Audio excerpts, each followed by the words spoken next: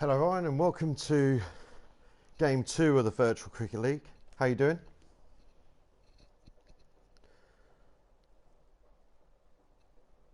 Welcome to game 2 of the Virtual Cricket League. If you're listening to this feed now, put a comment in the chat, either in the group chat, or send me a message, either way. Game 2 is Dan's Blue 11. It's versus Oliver's Green 11, and just before the game starts, we will be in contact with one of the captains, with Dan. And I believe shortly after the game starts, Ollie will be joining me. We'll have a little quick interview with him as the game gets underway before Chris Beaton then joins us on comms. At tees, round about the end of the innings, we will be Chris will be interviewing both Ollie and hopefully Dan as well, to get their thoughts on how the game is progressing.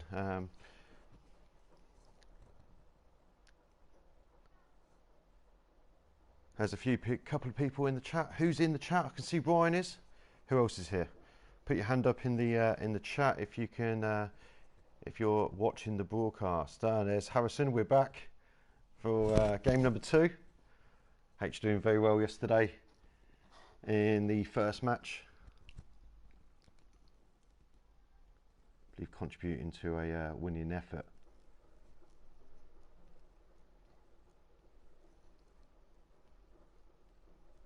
Hands up for Harrison. Yesterday, Greg's team lost by the narrowest margins. Looking at the league table, the net run rate was 0.09, so not a lot in it in the end.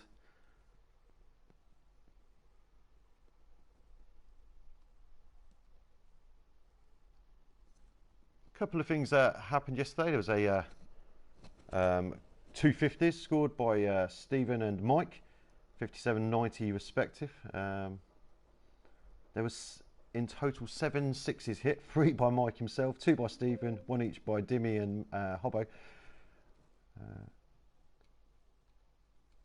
4 people kept a strike rate of 100 or more. Stephen with 100.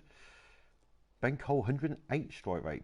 Billy 118 before getting out without really troubling scores. He got into the 20s, I believe. John Hill 127 strike rate. Harrison, you did train long and hard for that yesterday. Good bowling performance by yourself. You got an economy rate of 4.58, one of the top 4 who played yesterday. Alongside Mr. Edwards, 4.5, Tony 4.29, Dimmy came in with the best though, 3.57. Wonder how the bowling is going to suffice today.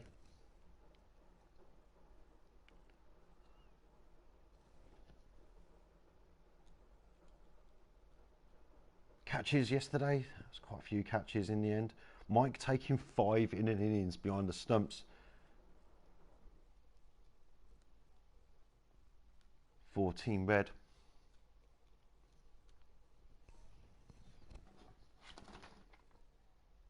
Oh, team yellow even, sorry. Mike's changing teams. No, he's definitely on team yellow. Definitely contributed towards the win yesterday. Chris came in second with 3 catches. Got a few other people on 1. Biggest partnerships yesterday was 450 partnerships yesterday. Dimmy and Jason 54, trying to get the Reds up to a decent total, which I think they did in the end. They were probably about 10, maybe 20 runs short of a good total. Matt Hobson, Mike G, 67 partnership. And then the biggest partnerships of the day, 2 people got 69 partnerships. There's Lewis and Mike G, Chris Beaton and Steve Thompson. Very good partnerships at the beginning there.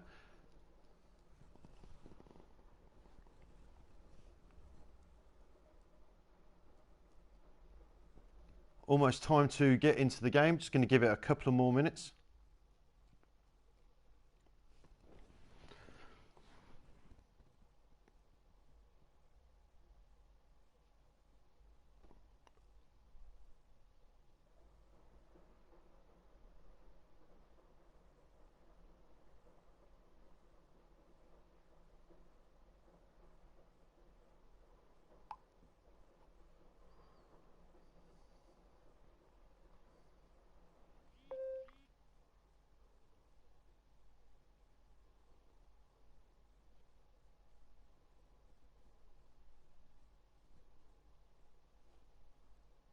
and then we'll get the game underway, people.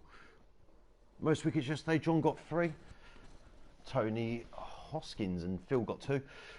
Only one maiden bowled yesterday, and that was Ben bowled a maiden, but he also was the most expensive bowler.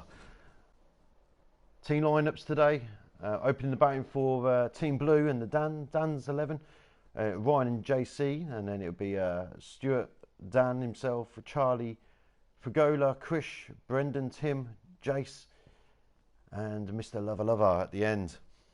For Ollie's Green 11, the openers will be Sandy and Paul, and then Mike P, Alex, Liam, Ollie himself, JB, Steve, Aid, Nally, and then 11 it'll be Ash Pereira.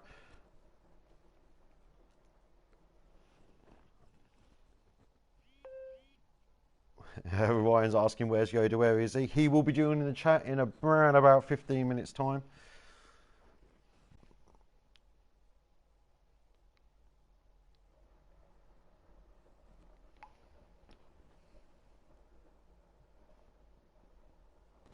As we're going to go hopefully live to one of the captains very, very shortly. Let me see if he is about. Let's have a look. Mr. Captain.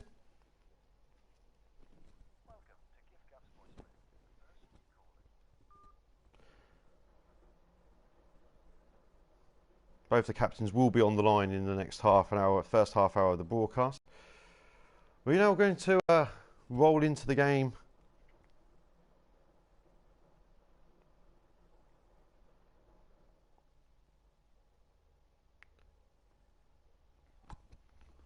Try and take notes while this is going along, obviously.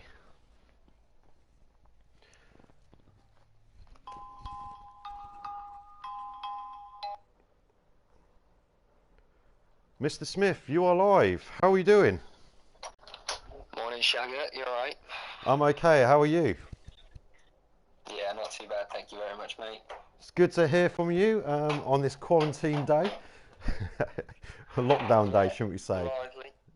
Lively. We've got a few people. It's had a lively day here on lockdown in Canada. We're having a wonderful time. Hey, that's good. In Canada? You're in Canada? Yes, mate. I didn't make it home. Oh, lucky boy. So yeah, ski season finished, and I'm captaining my virtual team from about 6,000 miles away. Oh, wow. So we've got some international broadcasting going on. This is excellent news. That's it, mate. How did you decide your batting order today? Can you talk us through your batting order? Yeah, absolutely. Well, I only had one option with my openers. I went for the 2 that I thought would have the most chemistry out there to get me off for a flying start. So I went with Ryan Slabhead Coles and Jamie Chamberlain. They're just made of runs, I reckon. That's it. Ryan's been working really hard with David Sales, so now it's time for all that training to come into fruition. Do you see big runs from him then? Can't see anything but. The boy's filled with confidence. He's been lively in the group chat. He wants nothing but runs. So now's his chance to prove it. And if he's shit, he goes back to 11. Sorry for swearing. Yeah, excuse the swearing. We can't beep out live on the live broadcast, but we'll beep it out in editing later. What about your bowling lineup? What do you make of Jason and Chris? I believe is going to lead the attack. Yeah, nothing but world-class bowling in my team. And to be honest, the best thing about it is that you've got the likes of Jason coming in hot, crisp, lively swing backed up by the likes of myself and Brendan. But the biggest thing, we've got no end of talkers in our team. Chat's going to be unreal. It's going to be so good. There's got to be a lot of lively characters in there. Looking down your team list, everyone's got something to say. Go back to 1980. And I talked Billy Druce out of a wicket against Freddie Flintoff. You just think about the... Oh, sorry, bear with me a second. Something's going on. Oh, I've seemed to have momentarily lost Dan from the chat. Bear with me. And I'll try and get Dan back on the chat shortly. Apologies to Dan if you can hear me. I seem to have lost you there for a second. Don't know what's going on.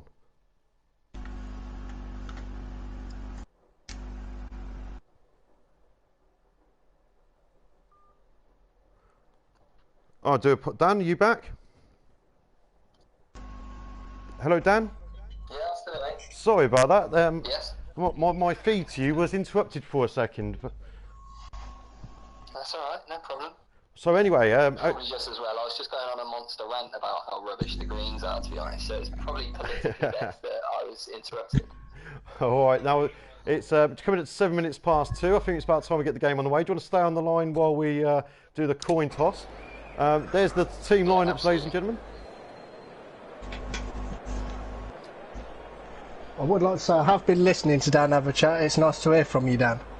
What a lineup that is, by the way, for the Blues. What a lineup! Like, I've got the utmost respect for the Greens, but they've got nothing on us.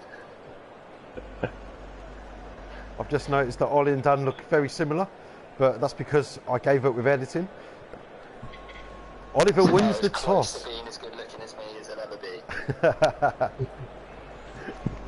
Oliver's won the toss and decided to have a bat. I wouldn't agree with that. We're a chasing team. We're chasing. Everyone knows that about the Blues. What a mistake that is. It's coming out first. So what do you think is going to be a good total on this, Dan, before I let you go? It'll need about 500 for us to not chase it down, to be honest. 500, that's a big statement, Yeah, that is. It'll need 500 for us not to be able to chase it. Ryan Coles is scoring double 100 easy off about 50 goals. That would be in epic. all seriousness, I'm going to say that if they get past 200, I'll be surprised because we've got such a good ball. And if they do, then fair play. It'll be a nice effort for us to actually have to put in a bit of a chase. Okay. Interesting thoughts there from Dan. Dan, thank you for joining us. I'll give you a call later for your thoughts at the end of the innings. Enjoy the broadcast. Cheers, mate. Bye. Thank you. Will do. Bye-bye. Ladies and gentlemen, I am joined by Oliver, as you might have heard just a moment ago. Ollie, hello. Hello, how are you? I'm okay, thank you. We just heard the, just going through, we're just seeing the third ball of the first over now. There was a single off the second ball to get Sandy off the mark. That was Paul's first ball he's facing. What were your thoughts after hearing Dan saying what you need to do? Well, one, it's nice to hear from Dan, and obviously he's doing really well. The ball hits the ball around the corner. Could get two here, going down to fine leg. No fine leg in place at the moment for Dan. Oh, sorry, carry on, Ollie. No problem. It's good to hear from Dan.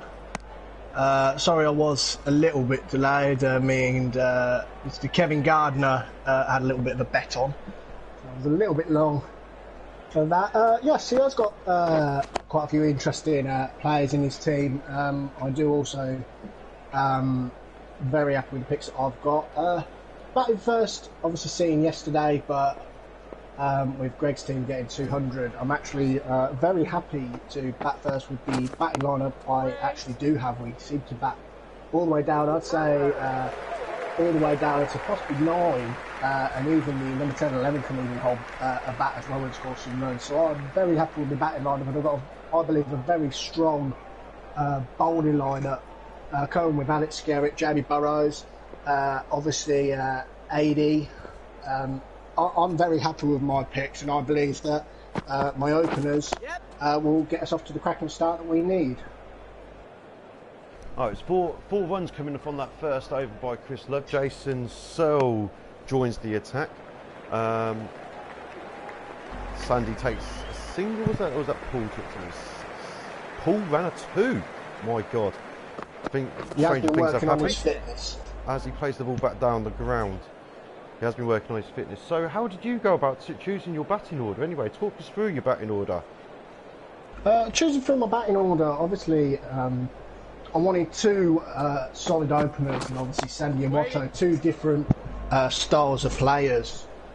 For my batting for the openers, with obviously Mike P coming in at number 3 as a solid all-round batsman. Obviously, with Alex is quite an aggressive player. With also myself coming in after him, kind of a. There wasn't. The ball did go towards the slip, Gordon, but didn't quite carry there. As we get to see a replay, Jason making the ball move early on. I think just caught out the batsman, didn't quite carry through. Don't know who's building at slip there, but he should have dived forward at least. Should have had an attempt at that, surely. Anyway, sorry, Ollie, carry on. With obviously myself coming in after Alex, kind of to stable the ship, with also Liam and Jamie Burrows coming in if they do get a few overs at the end to absolutely have a swing and attack the ball as well as they can. They can both hit 50s. They're both plenty capable with it. And then Steve Micklewright, just in case down the lower order, just to steady this ship if we need it, just to see the overs out. And for the last ball of Jason's over, we get another 4 runs. It's 8 for none off 2. But Ollie, what do you think would be a good score for your batsman? Okay, you've just only just had a glance at the pitch from the boundary here. Looking at the pitch, I think this is easily over, easily a 200 wicket. I think if we can keep our openers in and our top order in, I think we could hit well over 200. Well over 200. Well, we saw yesterday on what seemed to be a difficult batting track, that score 200 wasn't enough for Greg's Reds. The spinners for the Yellows keeping the score rate down. They had 3 spinners in their team. What do you make of the fact the Blues don't have a recognised spinner? As we just see a wide bowl by Chris. Sandy did play and miss it there. Carry on. I think I'm not entirely sure why he hasn't chosen a spinner. He has got some very good bowlers in his team. But I think that could play havoc with him if he does actually need to take some pace off the ball. Well, we just see a single there to the point boundary off of a Chris Love slower ball by Sandy. Sandy's gone to 2 off 7. Paul now facing 7 from 8 so far. Oh, another play and a miss. Chris is getting the ball to do things. Good early signs here from the blue team. Are you concerned at all, Ollie? Not at all. I think it's very early in the game. Obviously, both openers are trying to figure out obviously what the pitch is doing, but I'm not. I think they're playing missing it. They've got loads of room between the bat and the ball. So no, not entirely room. Okay. So far only 2 runs coming from this 3rd over. Christopher coming to bowl. Paul plays it to point for dot, another dot ball. Only 2 coming from that over. Excellent over there by Chris.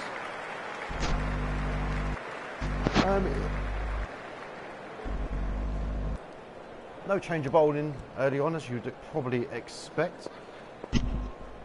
As Jason comes in to bowl the first ball of the 4th over.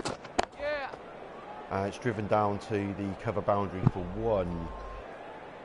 The score at the end of the 3rd over was 10 for none off 3. It's just moved up to 11. Ollie, what do you reckon will be the difference maker between the 2 teams? I think he has obviously got a mix of batting and bowling. I think the problem is with Dan's team, where obviously a very good bit of fielding there. He hasn't obviously got that recognised spinner, where I've actually got quite a few choices of spin and pace.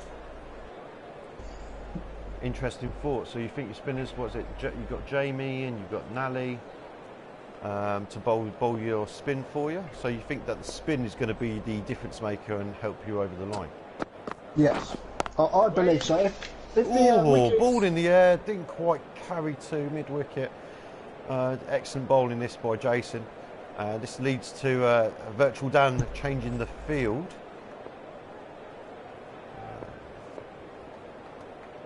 As he comes in to bowl the 5th over, the 5th ball of the 4th over, he takes a single down to long off.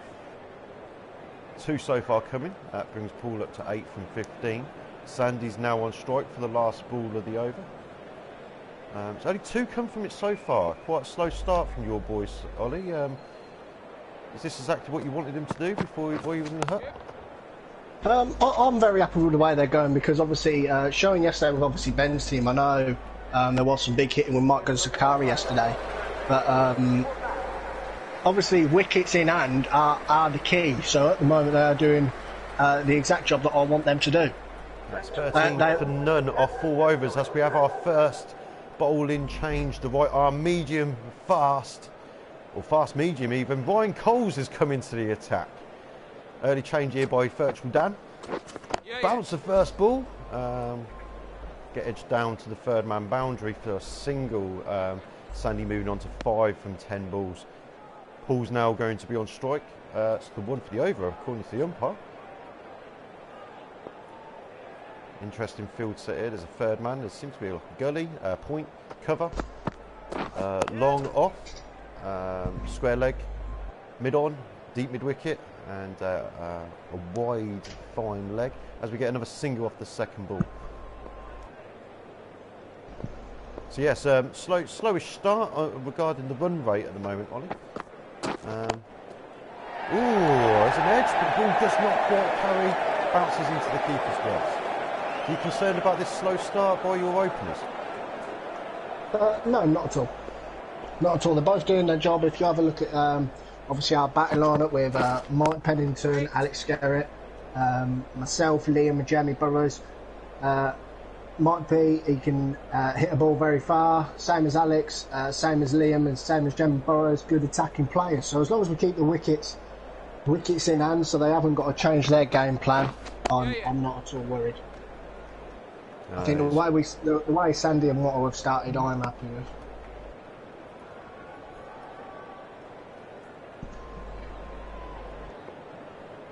There's 3 singles so far coming off this Ryan Coles over. Last ball, comes steaming in. Yep.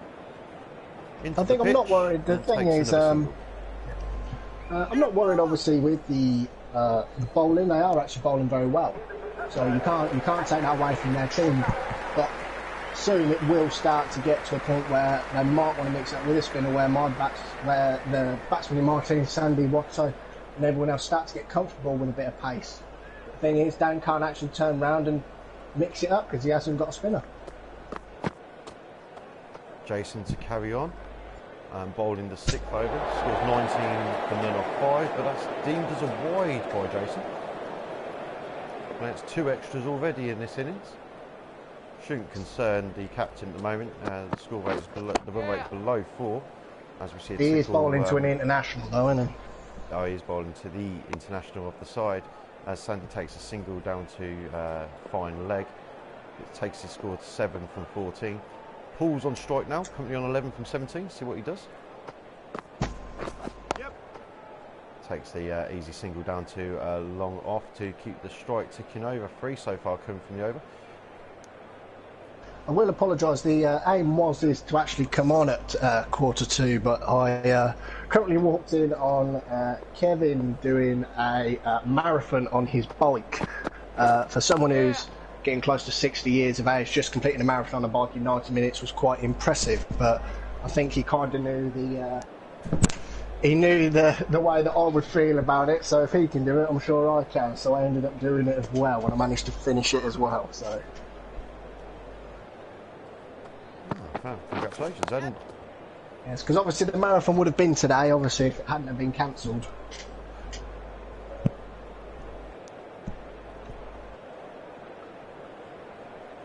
There's a field change for Dan, stopping those easy singles. Has brought the long off back up to mid off. It's also extra cover. Short ball doesn't quite carry to what looks like a gully.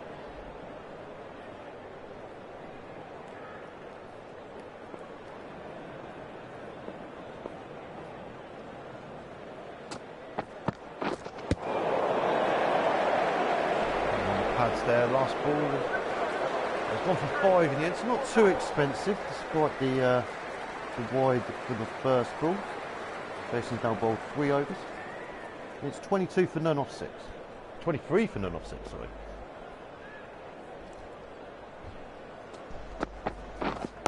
Wait. Ryan to continue, bowling a good lick, 85 miles per hour. Paul on strike. defends the first ball.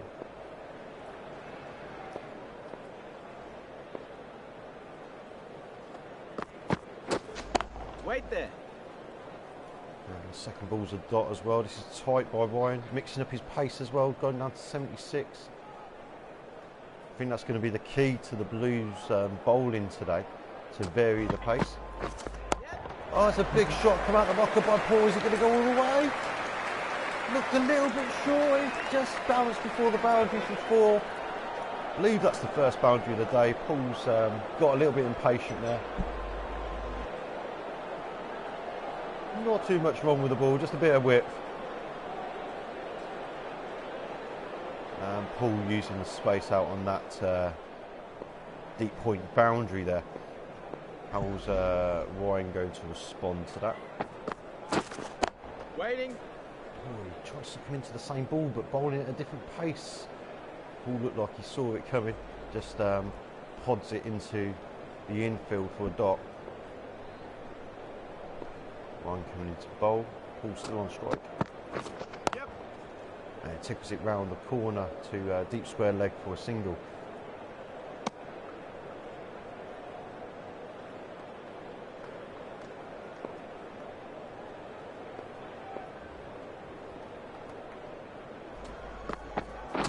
Yep. Last ball, oh, tickle round, but it was in the air for a little while there. The field didn't quite come round enough for it.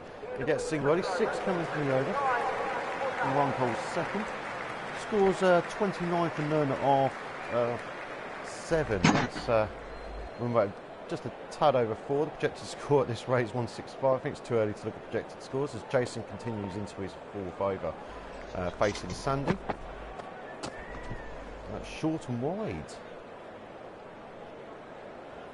Oh, the umpire gave him 1 for the over, but gave him a dot ball. That looked wider than the one he bowled in the last of his overs.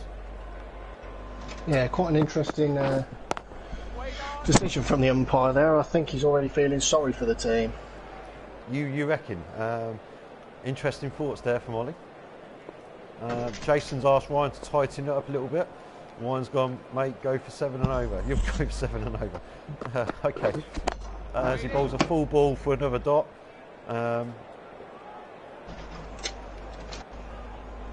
So some chat between the blue team on the channel between Jason, Ryan and Dan.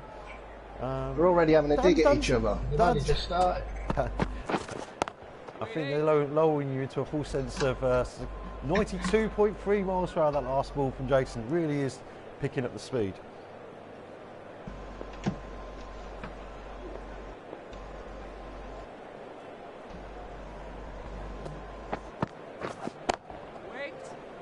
That's the 5th dot ball of the over. Is Jason going to bowl the 2nd maiden of the whole league? Sandy on strike, he's coming on 9 from 22, quite happy just to return the ball.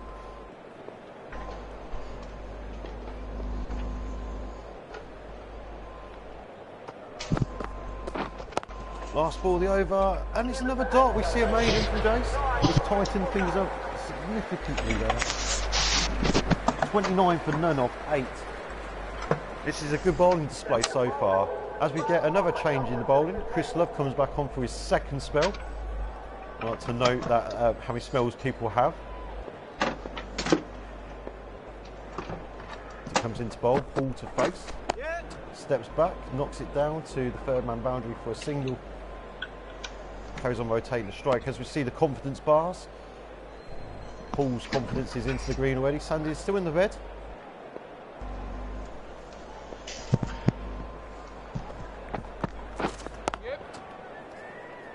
And Sandy takes a single down to the square leg boundary. I think the key today for Dan's team would be to keep his bowling nice and fresh, and their bowlers to mix up the pace as much as possible with no recognised spinner in the team. Oh, they're taking a single, is it? Oh, what's Chris doing? Oh, no idea what went on there. I think Chris lost the ball completely, or thought there was a fielder there. Cheeky single there by Paul and Sandy. Yeah. Single off every ball so far this over now. That was the 4th ball. I think just rotating the strike that these two are doing is absolutely what is key. Hit the bad ball when it is. Paul now on strike, facing Chris. Wait. Oh, there's the first dot ball, the over. Jason asking what's going on. You're getting burnt as well.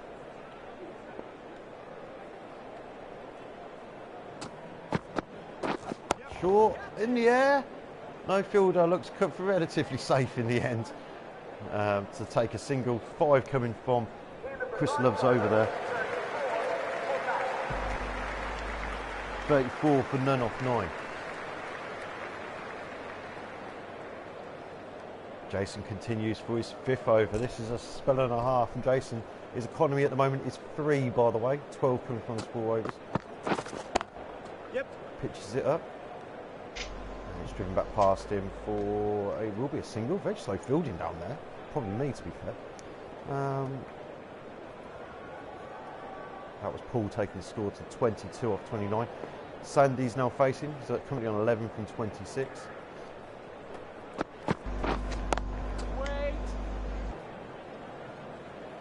No cheeky single to Jason's bowling.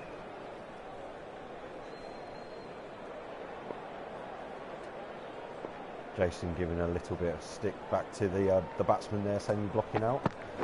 Yeah. Pitches it up. And it looks like another single this time to the mid-wicket boundary. 2 so far from this Jason over. Paul now on strike. Waiting. And he tried to feed it back to again to the mid-wicket boundary, but square leg was able to cut it off comfortably. Jason now steaming in. What's he going to bowl? Paul on strike. Short. Right there. And he hits it straight to cover on the bounce for no ball. And the umpire has signalled the next ball will be a free hit. Let's see how much he overstepped. Oh, only just. That's probably the closest no ball we've had. But the next ball is a free hit. Paul is on strike. Where's he going to hit this free hit? Can't change the field. Oh, dot ball off the free hit. That's legendary stuff, that is. Tempted him with the 2 guys on the boundary on the leg side. He was trying to do it short into the body, but Paul didn't. Weren't tempted. Yep. And we get a single from the last ball, so 4 coming off Jason's 5th over there. 38 for none off 10. It's been a long partnership. 38 runs scored, so not many runs. Ollie, what are your thoughts as Chris Love continues to bowl? Not worried at all. 10 overs have obviously gone. They're seeing off the bowlers. Yeah, I would like a few more runs, but I've got all faith in my bowling. I think we could bowl them out for less than 100 anyway. Oh, that's a big statement. Ollie thinks his green team will bowl out the Blues for less than 100. Dan, I'm intrigued on your thoughts on the, if you'd like to type it on the comments, please. More singles than they're shooting. Wait on. Brilliant.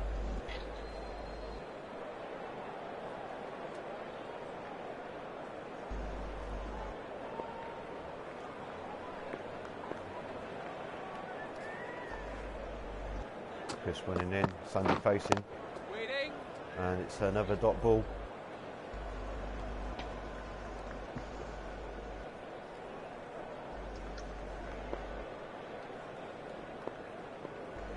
I think yesterday both teams were somewhere near 50 runs after around the 10 over mark. Yeah. Both the yellows and the reds, as we see another single to the mid-wicket boundary. Greens have just got to 40 off 10.4 overs. Is this your plan, Ollie? This is my plan, actually, because obviously with... Ball's in the air, goes over square leg for 4. We see a 4, Paul's finally brought out an attacking shot. It's up for his second one, takes the score up to 28, as we see a replay. Short into the body. There isn't Ben over there for that shot. But he played it into the space between square leg and the third and the wide fine leg. 6 so far from this Chris Loves over. As we just see the last ball, Yep. And he steps back and hits it down to third man for a single. 7 coming from Chris Over. Now score's now 45 for none off 11. Your thoughts on it? Like I said, as you seen yesterday, 2 different game plans for Greg and Ben. Obviously, Greg losing quite a few wickets early on. Brendan is coming into the attack, change of bowling. The fourth seamer, 4th different bowler to be used. Brendan's now coming in, the fast medium bowler. First ball gets hit down to third man for a single. Sorry, Ollie. Obviously, with the 2 teams yesterday with Greg and Ben, 2 different batting styles. Obviously, Greg lost quite a few wickets early on. With obviously then Mike Gunasakara doing a splendid innings on his own. So all my openers are doing here is setting a platform for then my big boys, Mike Pennington, Liam, Jan Burrows, myself, Alex Skerritt to come in and have a bit of fun with these bowling.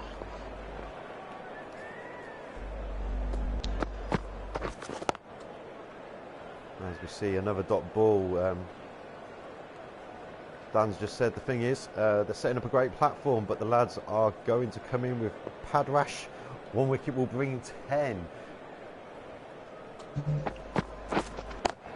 I agree with Dan there. That was a great spell from Jason. He went for I think 21 runs from his 5 overs, I believe. Can't ask for anything more off your openers. Just keep it nice and tight. Keep the run rate down. We saw yesterday, score 200 is about where you want to be. You want to be over 200. So anything below 5 and over, should be classed as good bowling. But these 2, both competent batsmen, seem to be quite happy with the run rate being around about 4. As we see the last ball being bowled, and a single taken by Paul down to the mid-wicket boundary. 48 for none off 12. Run rate's on 4. Ollie, do you reckon it's a mistake opening 2 left-handers? Not at all. Ooh, Not at all. Another change in the bowling. Anthony Fukuola coming on, the right arm fast, the tall half Italian man coming in, steaming in now. Watto facing. Yeah. First ball is a single down to third man. So yeah, do you think it's a mistake opening with 2 left-handers, Ollie? Not at all. As you can see, they have bowled a few, obviously, not many wides, but they've bowled a few wides. But as soon as the right-hander comes in, change the angle of the way they're bowling, so they have to change the way they've been playing. So obviously we're going to have a wicket! Fukuola makes the breakthrough. Caught behind by Tim Shea. Sandy goes 14 from 36 balls. It was looking to be a great platform, that, but the bowling changes have succumbed. And as we now see a replay, inspired bowling change, short, try to cut it away. Tim preempted it, pretty much catching it at like 3rd slip.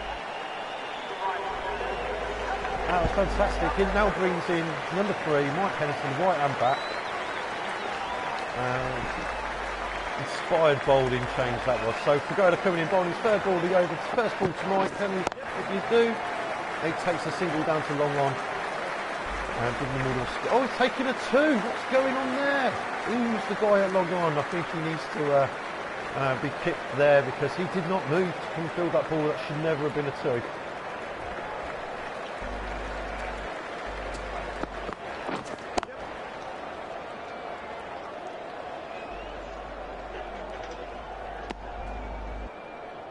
As we see a single from Mike, taking the score at 3 from 2. Looks like he's not going to hang around. Paul's now on strike, 32 from 39. And he's hit out. It's a great catch! Looked like he was going over the top of point. And Brendan turns around and takes it over his shoulder. Paul goes 32 from 40. Both openers going in the 13th over.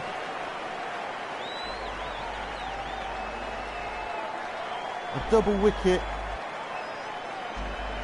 for Anthony Fukuola. This is inspiring stuff for the blue team here. As Alex Skerritt, 2 new bats at the crease. Ollie, what do you make of this over so far? With one ball left to go. Obviously, very good bowling from Anthony Fagala. Obviously, now bringing in two very experienced batsmen that can easily change their game to then build the new partnership up. But well bowled from Froggle. Brilliant bowling, 5 runs coming from it. But more importantly, 2 wickets of both the openers. We've got 2 new batsmen at the crease. The last ball of that over, we did see Alex get off the strike, taking a single down to mid-wicket. As Brendan carries on from the other end. Yep. It's cut away to the third-man boundary. Full 1 by the looks of it.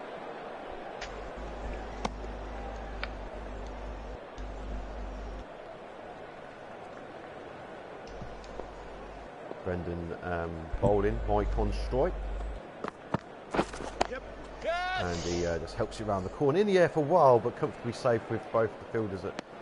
The square leg fielder being back slightly and fine leg being down on the boundary. Interesting field setup this for Brendan to Alex with no fine leg. And it's short outside the off stump. Not tempted with that one is Alex as he just defends it back for a dot ball.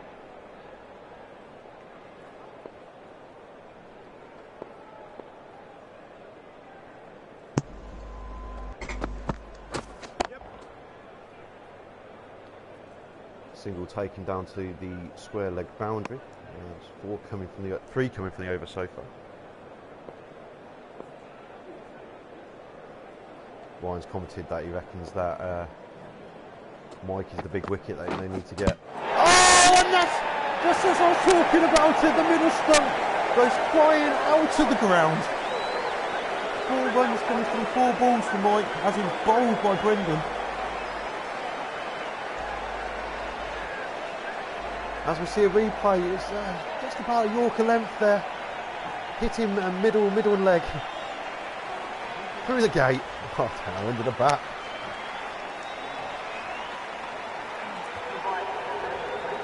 Dan's just commented Brendan to bounce him out. No bouncing out needed there. Full and straight was the key. Just take the stump. As the new batsman is Liam Goodall batting at 5. He shows his arms at the first ball.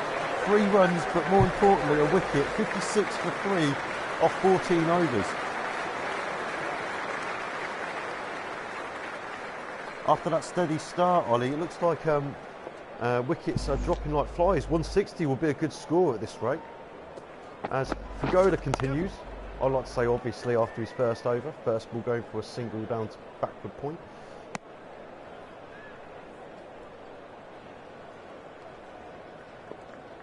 Liam on strikes, yet to trouble the scorers. What can he do? Yep. Takes a single. Oh, it could be more. They're going to turn around. No, it's just a single. Should have been 2 really, but as he gets off the mark.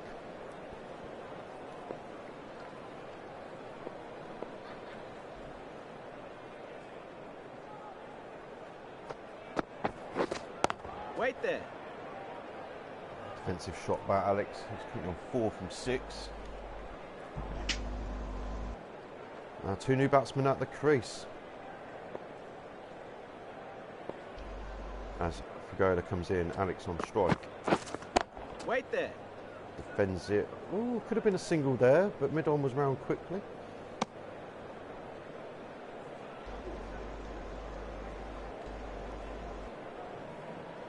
Obviously it's a seaming pitch, which is exactly what the Blues needed with a seam attack with 7 seamers in it.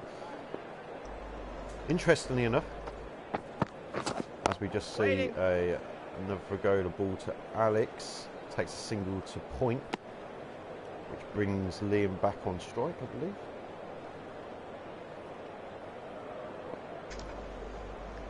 Oh no, that was a dot ball, they didn't run there.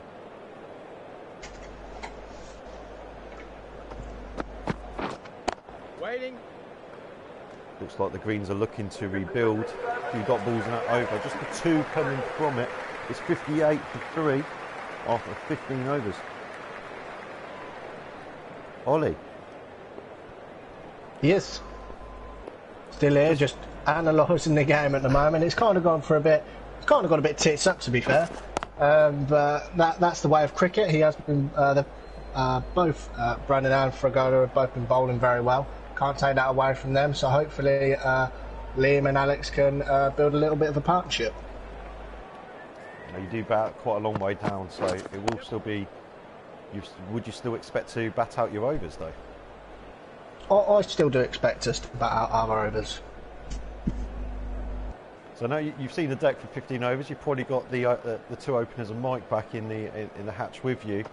Tell me their thoughts. Waiting. Mike has put a lovely hole in the changing room wall because he realised what sort of a tit he is. Realised that he should have played it straight instead of completely around it. Wait there. Sandy understandably turned around to me, wanted to try and put some more runs on the board, thought he was holding us back a little bit.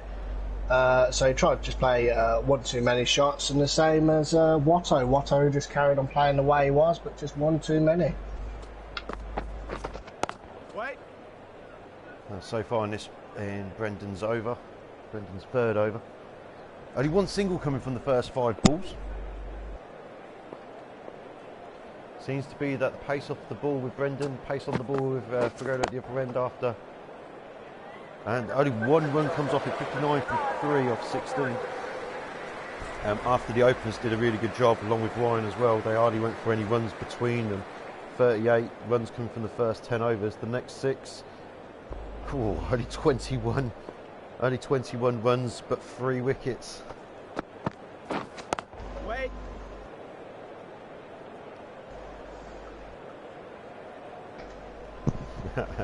Jason reckons that he'll chase 98. Not chase 98, sorry. The Greens have no game plan, no leadership. Thoughts, Ollie? Waiting. Oh, in the air for a while, sorry. Didn't quite carry to the fielder. So, do you want to respond to Dan's little sledge to yourself there? I wouldn't really call it a sledge because obviously he can't even be here because he's in Canada. So I think that's a bit. Oh, he's edged it. Oh, he looked like he edged it. But I think it's actually. Oh, he's given it. The umpire is giving it, and the 4th wicket goes. Must have come off his first. I thought I heard the noise as he went through, and Andy Fragola takes yet another wicket.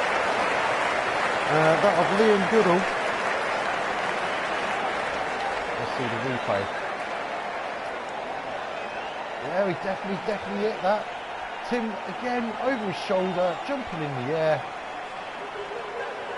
Took 2 from 7 balls, that's a nightly. And it's caught by Tim. Bowled Fragola. It's 59 for 4, Ollie, as you come to the crease. Yeah, I'm kind of used to these situations in real life, so hopefully I can kind of steady the ship a bit and bring it back, but only time will tell, I'm afraid. Yeah, you got for Mark first ball taking a single down to long off.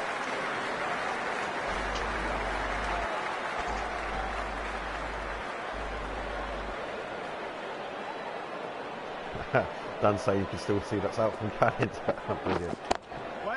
Full and straight from Fragola to Alex there. It's just a single, not single, sorry, dot ball.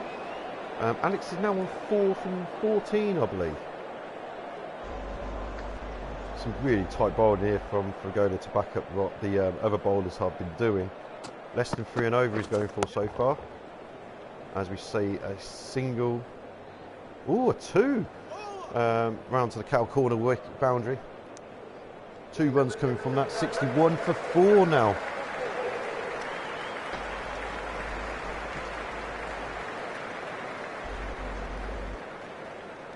The current run rate's 3.65 at this rate. If they carry it on, 145 would be the score. Perhaps it's more of a bowling wicket than yesterday. Ollie taking a single down to the cover boundary there. Brendan continues. Brendan now bowling. And Alex is facing. Yeah. He's going to keep him with the full balls. Up his pace a little bit that time, Brendan, from his previous over. Another single, so Ollie's now on strike.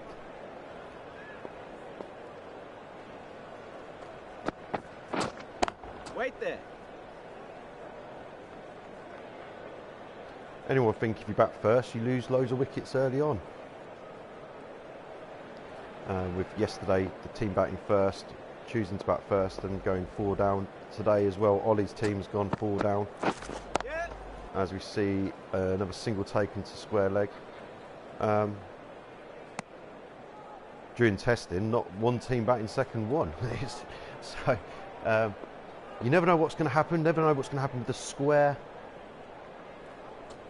As we see Brendan bowling to Alex for a dot ball.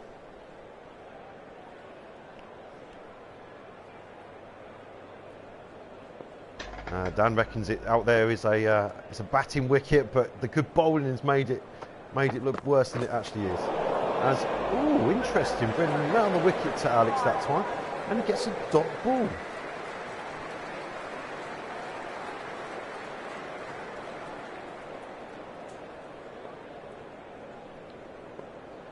.65 now for 4 off 18. Pagoda continues, edged it, but bounces it into the gloves of Tim Shea.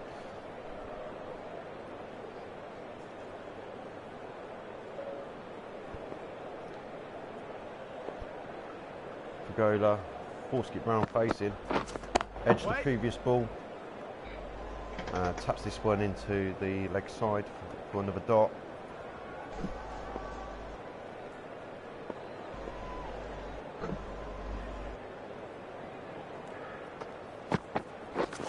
Short, he steps away from the ball. Another dot. Pagoda upping his speed now to 88, the fast bowler.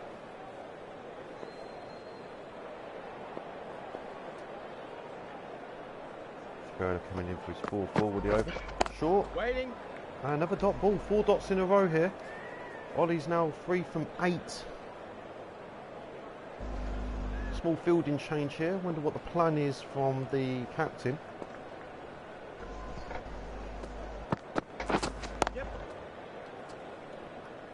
Quick single down the ground, as we have now joined by my co-commentator for this broadcast. As we just see the last, before we join him, the last ball from Pagoda's over. Now Alex on strike. Another single 2 coming from it. As we welcome Chris Beaton. Hello, Chris Beaton. Afternoon, gents. Good afternoon. How are we doing? Not too bad. Apologies for the delay. Few incidents trying to get here, mainly involving forgetting my card at the Tesco's. Oh. Small nightmare just there. Oh, we'll come back to that. We've got a change in the bowling. Ryan Coles is now back into the attack to bowl his 3rd over. Around the wicket to Mr. Skerritt. Let's see what's going on here. Yeah. Single off the first ball. As it's chased. Oh, it's going to run a 2. As wide long off, has to run a long way to go and get it. So what, you forgot, you went to Tesco's and forgot your card, did you, Chris?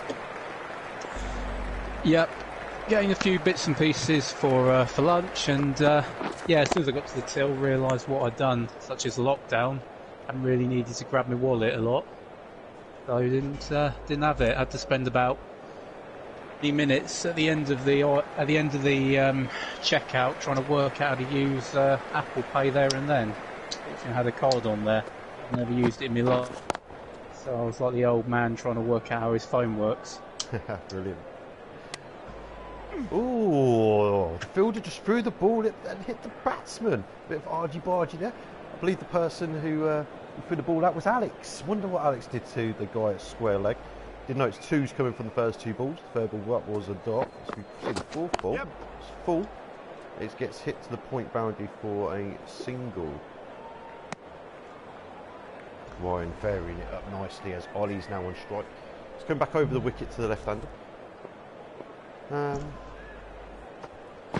we see a single down to the cover boundary.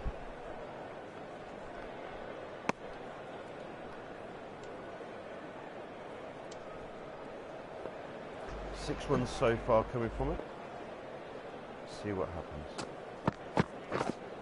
Wait there. And that's it. 73 for 4 off 20 overs. As now is time to say goodbye to Ollie. Ollie, you will be joining us again later, I believe. I will be joining you later. Yes, thank you very much for joining the broadcast. And I'll problem. speak to you later. Keep on the chat.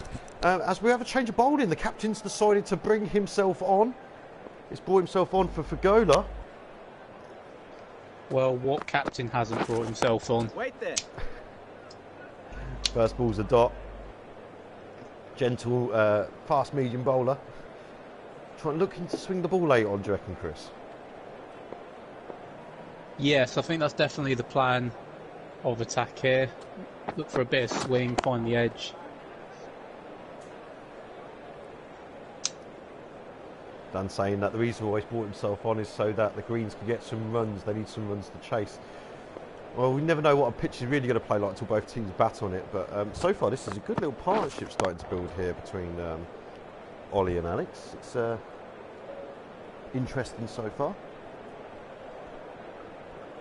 Not too many runs, but they've been there for a few overs now. I think 12 runs off their partnership, give or take. Dan bowls in. Waiting. To Ollie, really wants to get the other captain's wicket, I bet. If you could get Jason, they should have brought me on. Dan did tell me in the change rooms I will be the 7th choice bowler. Dan today is the 6th different bowler being used as he comes into bowl.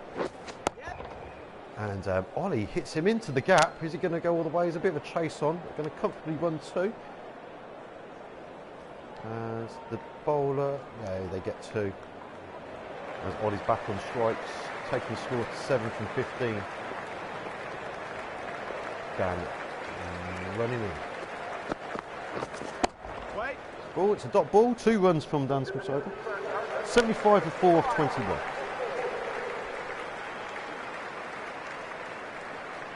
You there, Chris? I am here. I can't actually see the action at the minute. It's a bit like listening to Test Match Special at the minute. But I'm sure whatever is going on is absolutely captivating, and as soon as I get everything up and running, I'll be whittling away with comment after comment for you to gain great insight and knowledge into the beautiful sport of cricket as we know it. Well, Ryan's still in the attack, bowling. He's now his 4th over. 2 dot balls from the first 2 balls. Alex is on strike. I believe someone said that your mic's a bit close to your mouth again, Chris, as Ryan comes into bowl.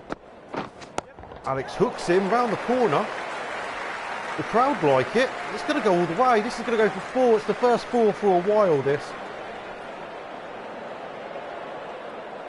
Ryan trying to give Alex a bit of switching music, I think. Matua on the boundary for the hook. He's managed to glance it down to the fine leg boundary. Comes in, what's his response going to be? Similar sort of areas up in the air, but with extra cover a bit too wide, long, off too far back. It's a comfortable single. Alex taking his score to 18 from 28 now. Yeah, this partnership starting to come along nicely.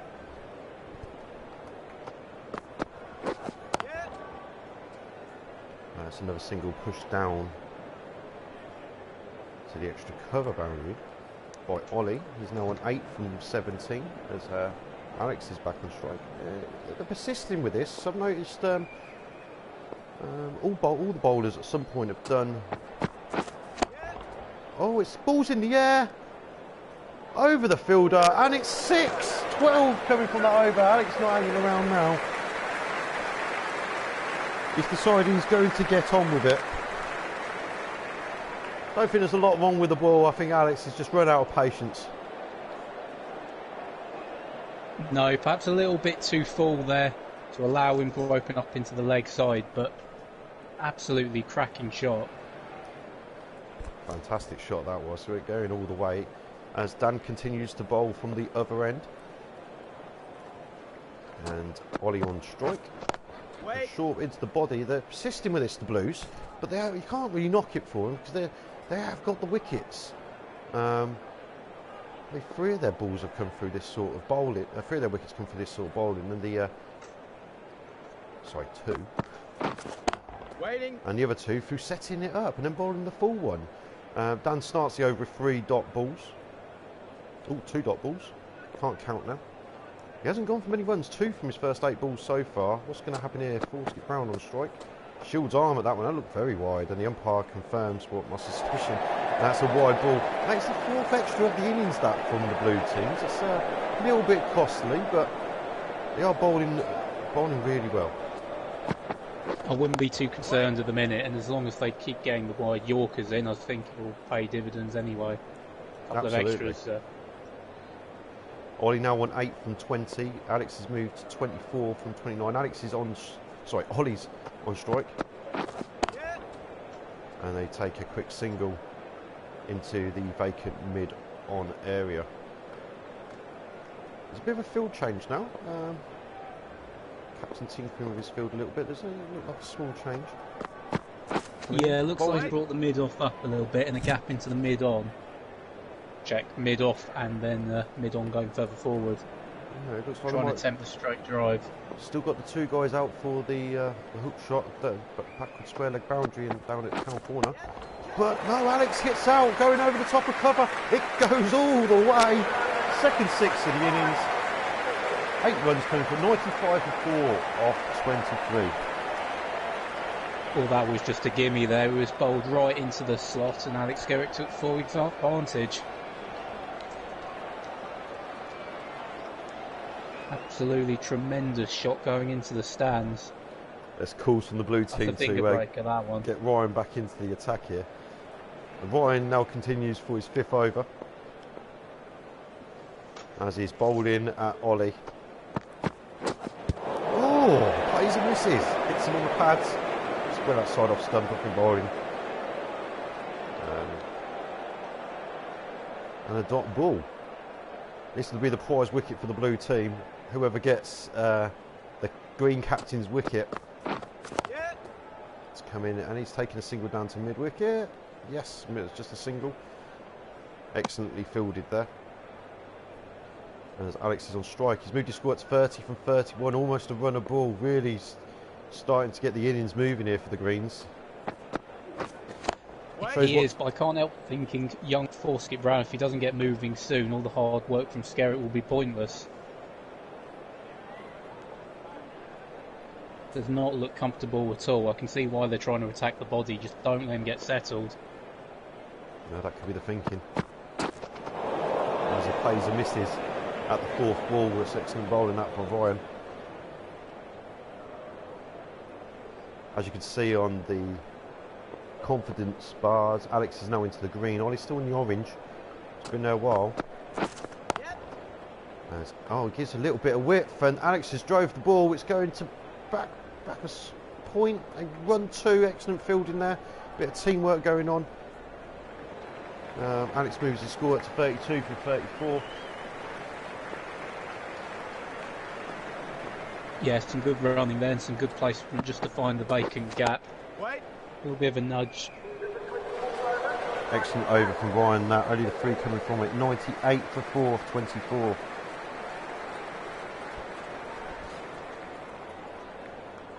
Dan carries on. They've upped the run rate now to just a tad over 4 and over from early on. It was around about 3.5 for a long time. Short. Ollie steps away, plays and misses. I think that was completely the wrong shot to play to that. They're persisting with this back of a length line, the Blues, Chris. Well, it's working, he just can't get hold of it at all. I think, to be honest, the saving grace for Ollie's team will be as if he gets out. If I was in that changing room, I would be praying to the high heavens that he gets a little nick behind or plays and misses into the stumps. So you think they all want Jamie to come into the attack now, do you? Of course. We said that about bowling just back of the length. The last 2 balls have actually been full. One's a dot, and the next ball's then a single down to the mid-wicket boundary. Alex is now on strike. But it shows that 2 big overs, just 2 big overs, has brought the run rate back up to above 4. Hopefully they can stick around there. They will stick about it if Skerritt keeps a strike.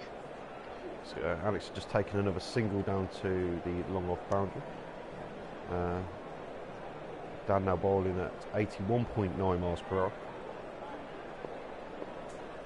Yeah, would you bring the mid off up, or would you look to keep him there? Short in the air, but safe. I would consider, if they're bowling this back of the length line, to bring him up. I would consider that.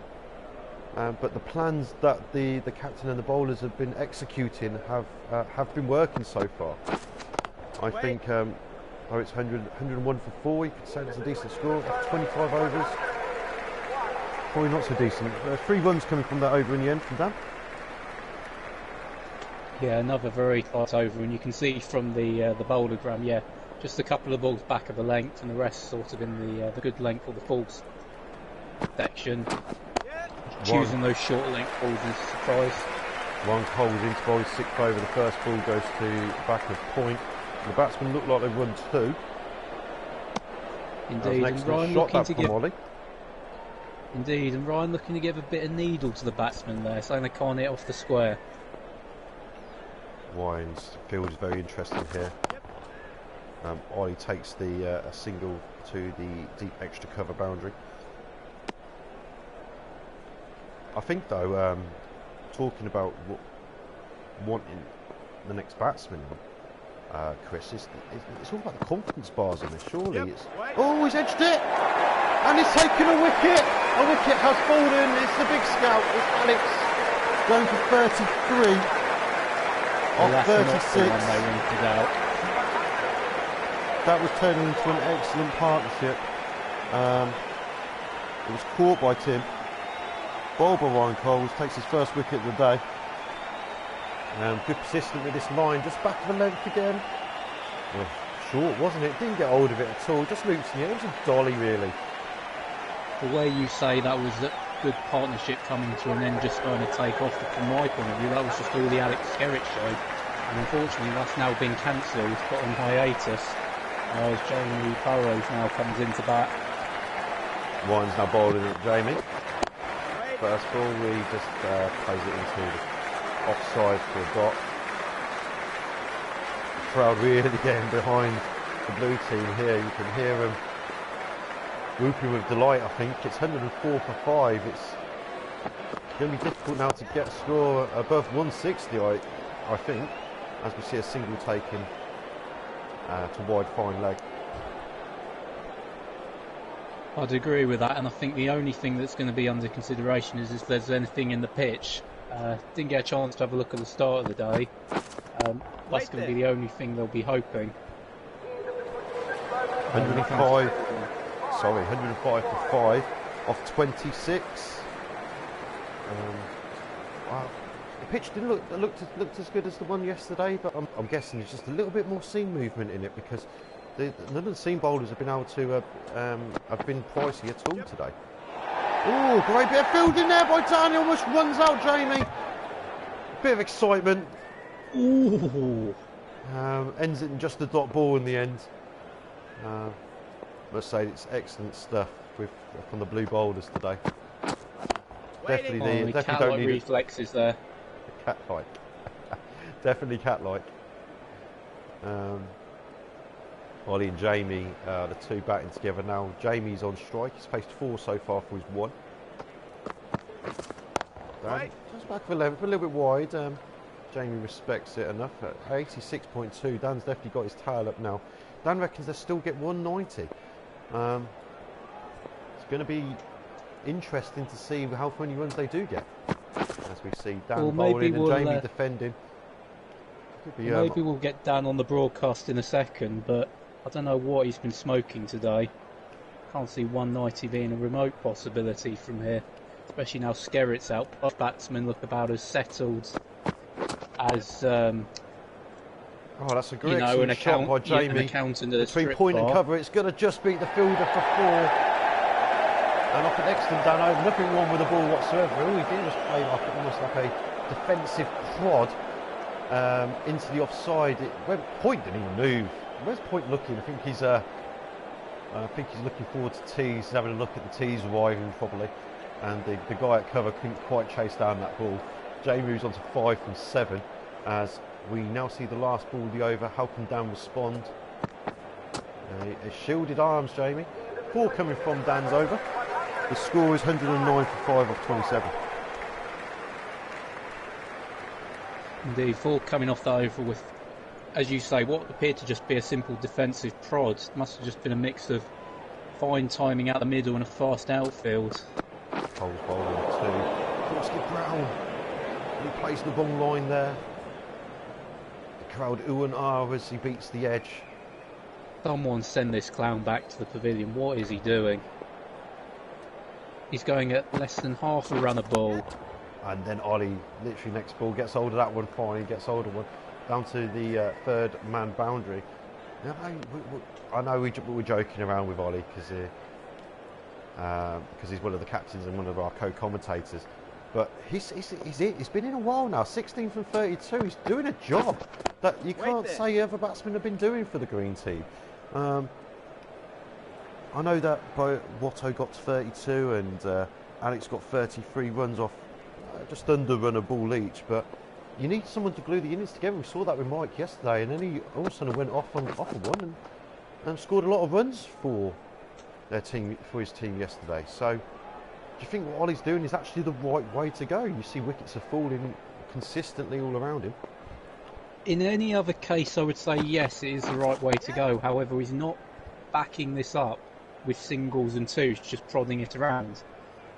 All he's doing is effectively being a rock at the other end of Rahul Dravid, which would be great if we were playing a 5-match test match and trying to bat out for the draw, but we're not. We just saw Jamie and Ollie run a 3 to Ryan.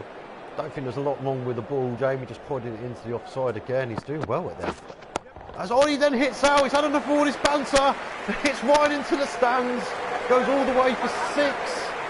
10 runs coming off what would have been a very good over. Well, I know we can be annoying, but that was hit with pure hatred and venom. I think he's just had enough of the commentators. Yeah, and he saw the opportunity, hit right in the slot on a half volley, whack, straight into the crowd. It's 119 for 5 off 28 overs. Dan Smith's going to continue from the other end. Jamie's on strike now. That's probably going to shut Dan Smith up now. Been giving him an absolute needle that previous over. A single taken to back of point. And there's overthrows. What's going on here? The ball's going all the way to the boundary. This is unreal stuff. Unreal. And the umpire signals a 4. So that's a 5, isn't it? Shouldn't that be a 5? So I don't know. Is the game going to give him? Should we give him 5? Cross just as it came past? I believe that was Krish standing there at what would have been mid-on as a 5 for the overthrow. Well, backing up clearly wasn't in the pre-season training schedule. Yeah, that's Dan. Who's at fault there? Was Dan not at the stumps, or was Krish not backing up, or was it a bit of both? What do you think, Chris? I think they're just both to blame. It was poor backing up, complete lack of positioning on the part of the fielders, a poor throw as well, for being honest. You see a player miss there. Dan's bowling, just getting back in the length from this batsman backing away, trying to cut it. He probably should be trying to hook it, but those two fielders there also making it quite difficult. As he comes bowling in, Jamie on strike, and he defends it to mid-off.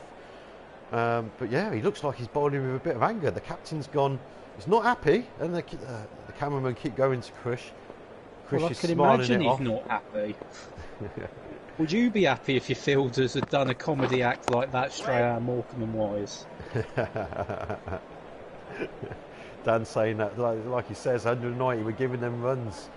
As there is a field change. This might be a change in ploy and how they're going to bowl with a long off and deep extra coverage into the bowl. And he goes in the air, just over the fielder's head. Looked like he may catch it. Jamie sends the ball to the boundary for 4. 9 runs coming from it. 128 for 5 of 29 overs. I swear these two have been taking a lesson out of Jamie Chamberlain's book. Another late cut straight down to the third man boundary. About the 5th time we've seen that shot played in the last 3 overs. There's a change of bowling from the other end. Brendan's coming to the attack. He's taking up Ryan. Brendan had a good spell earlier. 4 overs he bowled. He did take a prize wicket of Mike Pennington. See how he does against Ollie. Ollie hits him first ball down. To fetch it a little bit, but takes a single down to long on. Jamie has moved up to 17 off 17 balls. I know it helped with the overthrow. So it's a run a ball. His confidence bar is still in the orange, but as we just see this next ball to Jamie, and he takes a single again down to between mid-wicket and long on. But Ollie, what we've got to see, his confidence bar is now 23 from 34. He played a missed at 1 or 2 balls in the last couple of overs, but you know, he could push on at this point, Chris. Oh, he plays and misses though. Well, that just brings me on to my point. He still doesn't look particularly settled. We're seeing a few shots here with some bad decision making of balls either outside the off stump or on his stumps. He's playing right across the line, looking complete. He doesn't look very compact in the action of his batting, and I think eventually it's just going to go through the gate and you see the stumps flatter. You see wide called there. Yeah, it was very wide there from Brendan. Looking a little bit tight. I'm on 77 now. He's just mixing up his pace. He's back up into the 80s and a dot ball into the offside. I think the key for the Blues team is they've got six bowlers and they've all contributed something to this game. As he edges it, oh, it goes down the leg side. Looks like a single. And they do take a single. 4 so far coming from this over as we now see the last ball. Brendan just beginning his run up to Jamie. Very late on the stroke there, and again I can only assume that's poor decision making from not being settled at all there. 5 runs coming from that Brendan over. It's 133 for 5 off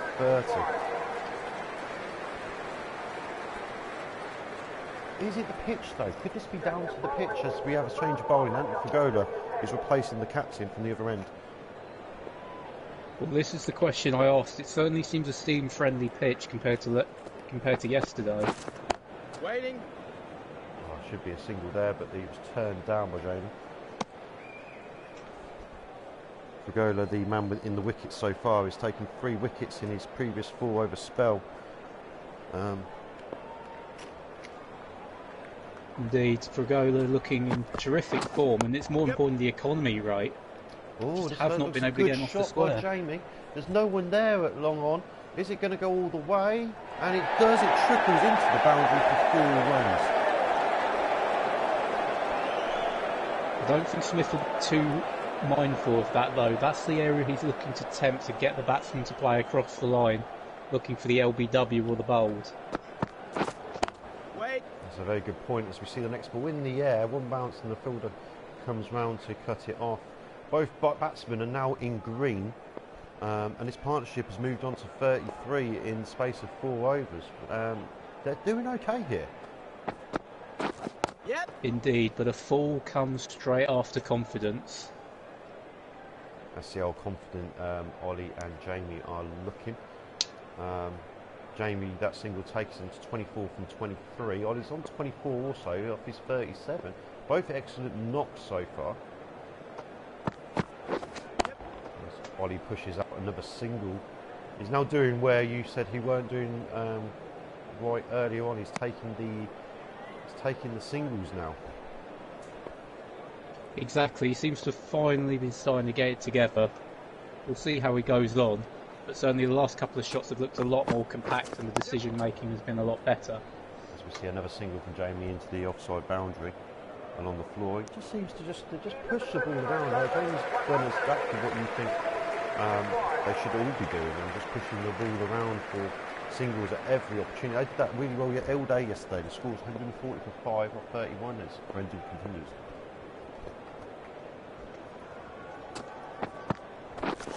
Wait there. Indeed, and perhaps it might be worth a quick chat with one of the captains at this point to see how they think the game is going in the current situation. We come into the 31st over. Yeah. Brendan gets hit to the point boundary for another single. Around the end of the innings, we will be getting both Dan and Ollie onto the live stream to just get their thoughts for a couple of moments each. As we see another single, this time from Ollie to back a point, comfortably fielded. Brendan doing nothing wrong, but it looks like his energy bar is down a little bit. This is his 6th over. As he comes steaming in. Jamie's on strike. Yep. Steps away and just kind of prods it into the towards the cover boundary for a single.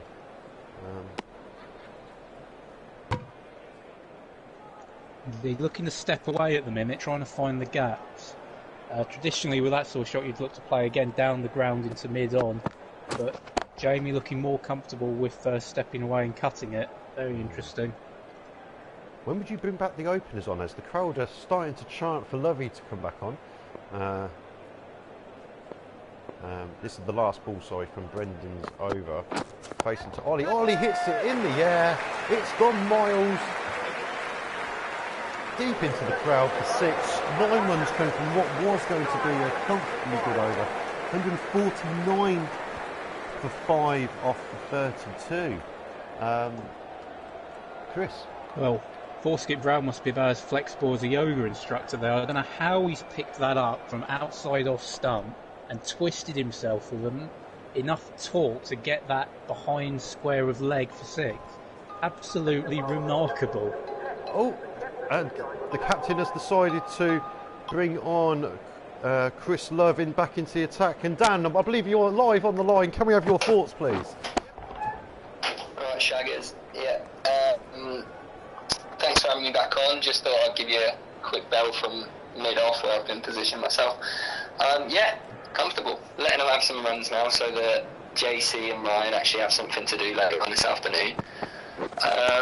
Pretty content with where we're at. Still looking at about 190. They might get past that, you know. But yeah, we're set. We're happy. We're just having a wonderful time in the field. You're having some good banter out there, I hear. Yeah, it seemed like you're giving plenty of needle to the opposing captain. Donna, can you hear Dan on the chat? Chris on the chat, Dan? I can't hear Chris, no, unfortunately. Because I'm on my phone, I was watching the cast through my phone, so now that I'm ringing, I can't actually hear what he's asking. Oh, I can't hear you, Chris, unfortunately. Just a quick... Could you repeat his question? What was your question again, Chris? And I'll repeat it to him. Well, I was just wondering whether there was a bit of history between you and the opposing captain. Seemed like you were giving him plenty of needle there. Yeah, apparently you and Ollie were giving each other a bit of needle. Is there a bit of history between the two? Is there? No real history. Just I enjoy giving out to everyone. To be honest, there's no prejudice. Are you worried about this partnership that's going on at the moment? These two are, I believe, it's in the air. It's in the gap. It's gone for 4. Jamie hits a 4. 8's coming from that over, and I believe that's the 50 partnership. May well be. Jamie's come out and played well. Like, he's a aggressive batsman. He's either all or nothing, isn't he? And it's nice for him to get some runs. And like I say, it's just nice for Ryan JC and himself to actually have something to chase down, really. What score do you reckon you'll be able to comfortably chase down on this pitch? As you can see, it is a bowling pitch, so it's not been that easy for the batsman. It's not a bowling pitch. Look how true it's playing. Look at these two. These two are mugs, and they're making it look like a batting pitch at the moment. It is not a bowler's wicket. Frag and Brendan did absolute hits in the middle. So yeah, I think they'll be absolutely fine when we get out there. The ball's not doing a lot. The pitch isn't doing a lot. It's just convicts all parts, I reckon. It looks like Ollie and Jamie. Lots of guile in the top of our order, lots of calm heads, lots of good batting, and then some aggression down towards it. And when we need it, we'll be absolutely fine in our batting. Oh, very confident in the batting from Dan there. As we see in that last shot, Ollie's now stepped at the pace with a 4 for the first ball. Brendan's, I think it's Brendan's 7th over. Yeah. Is it time to bring on the other opener as well? As he bowled very well in his first spell, or is he just a bit too tired? Nah, they'll come back on for the last few overs. Death bowlers right now. I'm letting the boys who are taking the wickets in the middle. They're going to see if they can get one more, and then if they can't, then we'll bring on Lovey and Lee to just tie it out right at the end. Wait there. It sounds like your game plan's working really well. Well done to your team so far. The objective score's around 190. You think you'll comfortably chase that down. Dan, thank you for your time, and we'll speak to you again later on in the game. Catch you later. Bye. Cheers. Bye. So, Chris, what do you make of Dan's comments there? Well, I think he's right on the money. I think, especially Forskip Brown, is making this a lot harder than it could actually be. And all right, they have started to make the 50 partnership, but they are starting to run out of a few overs here. I think 200 is definitely. Oh, there's an appeal, but it sounds like there's some batting involved. Last ball dwindled over the umpire. Question 5 coming from 162 for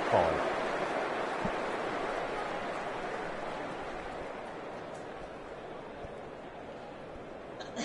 Do you applaud? What do you think? Make of as Chris continues from the to bowl the 35th over? What do you make of Dan's confidence with his batting lineup? Wait. Well, certainly the opening pair, solid, reliable duo. If they get them off to a good start, I see no reason why they can't chase us down. You know, Jamie Chamberlain's been around for many a season, and will know exactly how to play this situation out. He'll know how to paint a canvas. All you need to do is just give him the brush. Ollie gets a 4 off Chris's ball, puts his pace down a little bit, and Ollie helps himself to a 4 as we see a replay. Goes through the where it's vacant mid-wicket area. Bit of poor fielding there. Who was that? Who was that? It's probably Dan, to be fair. He was talking to me just a minute ago. He's probably trying to get back on the phone. Just Ollie's dancing all around it like the samba. Ollie's taken his score to 43 from 51. He now top scores in his innings. He takes another single to bring himself up to 44. Jamie's now on 33 from 31. He's now on strike. This is getting interesting.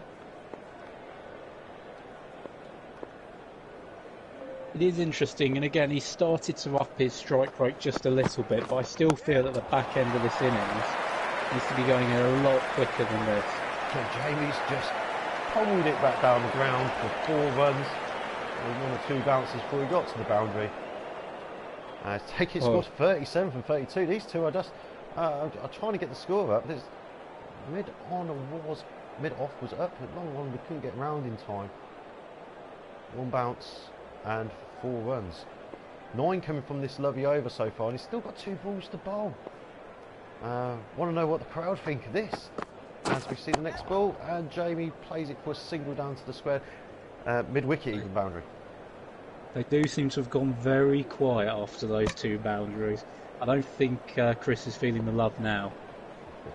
10 runs so far coming from his 5 balls, 1 to go. Ollie on strike, and he middles it into a mid-wicket for a single. 11 coming from it. 173 for 5 off of 35 overs. Score of 200 on the cards now, Chris. It is on the cards, but as I say, I think that's a below-par score on this. What do you reckon is a good score on this? As we now see a change of bowling, Jason is replacing Brendan. The captain has turned to his opening bowler, who bowled, was it 5 overs for 16 earlier on. Ollie's on strike. What's going to happen? Single down to the square leg. It's always difficult coming on at the end of the innings because you know that the batsmen won't hang around now, especially if they're set.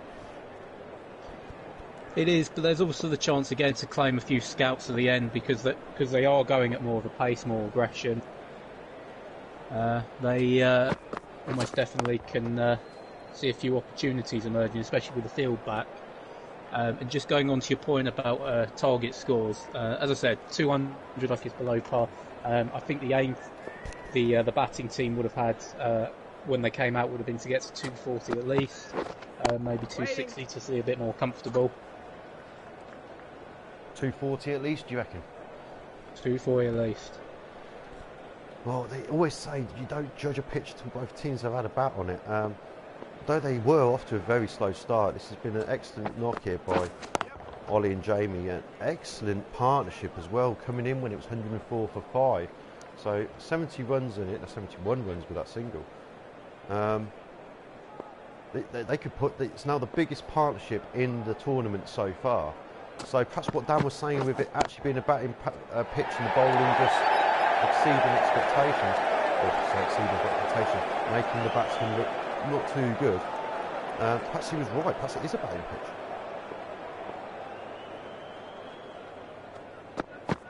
Perhaps. And Ollie hits the ball down the ground. This could be his 50 if it goes to the boundary. The fielders are in chase as it trickles away for 4. Ollie gets his 50. It's 179 for 5 off 36, but Ollie's 50 coming off 56 balls. Well, we talk about a battle, and this has certainly been Agincourt for Oliver Forskett-Brown. He's had to dig deep, very unsettled in the middle part of the innings, but in the end has come up with a well-earned 50. Definitely well earned. I have to agree with you there. He was getting a lot of sledging from a few people, but he's stood up. He's got his half century, the third half century of the tournament. There's only 4 overs left to go. Chris is to bowl to Jamie, who hooks it. Fine. There's a hook. It's going to be 1 bounce, 2 bounce, 4 runs. These two really are pushing on now. Do you think Mr. Smith is regretting bringing on Chris Love now, Beefy? No, I think it's the batsman. I actually agree with both what yourself and Dan have been saying, that actually the pitch is actually a good pitch. And it's good for batting, and early on the bowling with the new ball, they just used it really, really well, mixed up their pace nicely. Now at the end, the batsmen are in. They're seeing it like a beach ball, and they can almost score off any ball at the moment. As Jamie takes another single to bring Ollie back on strike. I just think that the batsmen are now in. The ball's old. Easy, but just say that we see a play and a miss by Ollie. He's a bit excited after getting his 50. Maybe the adrenaline's going around him now. It's a good response by Chris. Yeah, Ollie just needs to settle back down again, take a couple of deep breaths. Saying that very next ball, he strikes out. It goes in. Oh, 1 bounce 4, just short of the rope. Looked like it was going to go all the way. 9 runs coming now off this Chris Love over. Indeed, I'm not sure he directed that quite where he wanted it. He seemed to look to be shaping towards the cover boundary, however, nonetheless, still had the same result over the top of the infield and off the 4. Now Chris Love running in again to Ollie, who plays a lovely shot into the leg side, goes man on the boundary, shoots round and stops it for a single. 10 coming off the 5 balls so far. Jamie's on strike. His score's now 44 from 38. He's moved along nicely. See what he can do as Chris bowls the ball in short, and Jamie steps back this time, hits it back of point for a single. 11 runs coming from the over. Scores 190 now for 5 of 37. Well, these last 2 overs from Chris Love have brought the run rate back up, so perhaps 220 is a possibility. 220 is now, I think, very much a possibility. 3 overs to go. Wait. But Jason's in strike, and he has been bowling tight. I know in his last over he did go for only the 6 runs. He's bowled really well today. He's probably the pick of the bowlings without actually getting a wicket. Oh, most definitely. If you scoop for Gola, he's been one of the most economical bowlers there today, but just no reward. He's just plugged and plugged and plugged and plugged and plugged. But when you think of captaining a limited overs game, you probably want a more economical bowler, just to keep the run rate down and frustrate the batsmen, so that they then try and hit out the other bowlers. It's just one of those things. Sometimes the other bowlers, as a result, can just take all the rewards for themselves, and I suppose at least on the plus side, you don't have to pay for a jug back in the pavilion. That is a plus. It's got his speed up as well. 89.5 miles per hour that last ball. He's .1 from the first 3 balls as he bowls his 4th ball to Ollie. Ollie looks to just defend it, push it into the short mid wicket for another dot ball. This is continues the 38th over. This is an excellent over. They've moved out that short mid wicket who's fielded the last ball. And Ollie hits out. It's gone all the way deep into the sands. Stands even 6 runs again. Well, just as I was about to say, Sol looks to be mixing up his length from short to Yorker length. He gets the Yorker length just a little bit off, just a little too full, and Forskett-Brown's taking full advantage there. He smacks it over cover, straight over into the stands once again. Those fans over there are taking a battering. They are at the moment. As Ollie's races the next ball, and he's found the gap. It's a race between fielder and ball. Is he going to get there? No, he's not. It's a 4. 11 runs coming from it. Takes up to 200 for the team. I believe it's 201 for 5 off 38. Jason wouldn't like that, and neither will his captain, I imagine. Well, Forsket Brown now seems to be putting the accelerator down as we come towards the finish of the close of play. Another terrific shot there, again through cover for 4. Perhaps consideration from the captain to plug that area. He seems to be liking that, and with Sell not quite finding his length and line at the minute. Chris Love to bowl the last over from this end. This is his 8th in total. As you'd expect, the single taken by James. So 47 now for 42 balls. So Ollie at the other end on 65 from 63. Both above that winner ball 100% strike rate. As Ollie just pushes it into the gap onto the leg side to tick the score rate along. Oh, 220.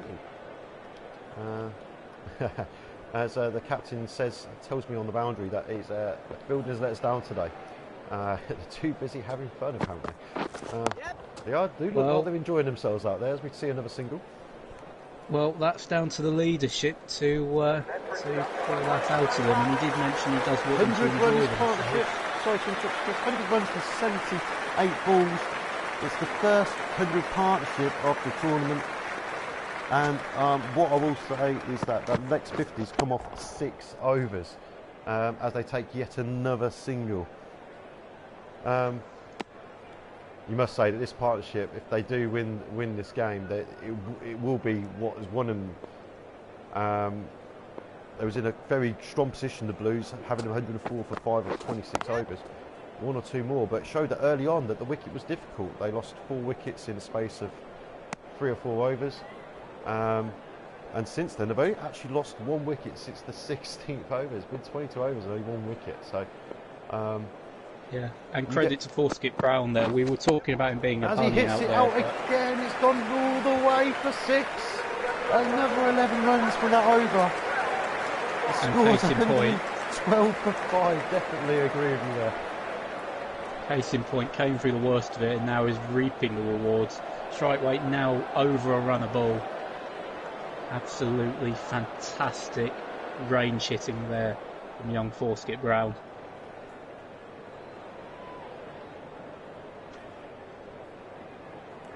And again, looking at that last over, just far too sporadic from Love. Poor line and just too full on the length. He's just gifting it to them. This may as well be Noel's Christmas telethon.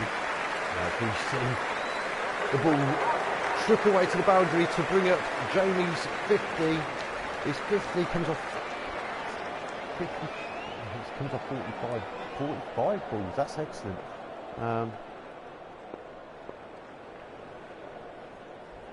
Well, it's been a terrific innings from Burrows. He's just kept going at just over a run a ball throughout the innings. They're going to rue that over for, I think that's what gave him the confidence to push on, I believe. Dan still believes it's a batting pitch. He said at the beginning 220 to 240. They're coming up to 220 now. 220 will be the score to chase it, but the highest innings we've had so far after that very slow start. So it shows the way forward. It's just to see off that new ball. Chris and Jason bowled really well. Ryan backed him up, and it was just great. It was Brendan and in particular Fregola that came in and took the wickets. Wait. Well, I disagree. I think the top order let them down with just some unforced errors. But I think considering where they were, they'll be more than happy with 220. That at least gives them a total to defend. And if, as you say, there are a few surprises in the wickets, who knows? Let's see, it's a thought about 2 there. A single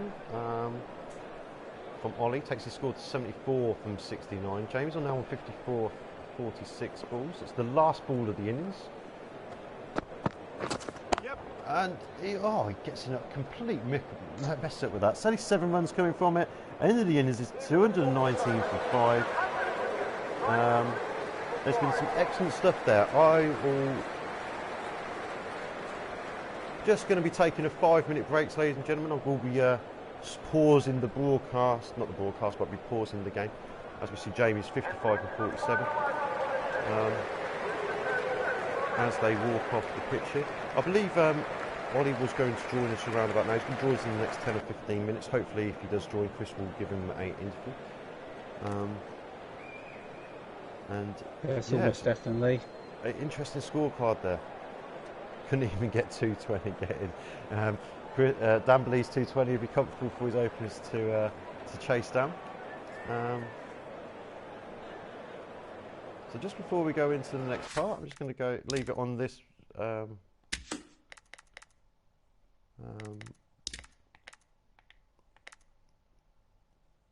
on that page there, and I will be back with you in 2 or 3 minutes, Chris. So if you can keep everyone entertained, I will be back shortly.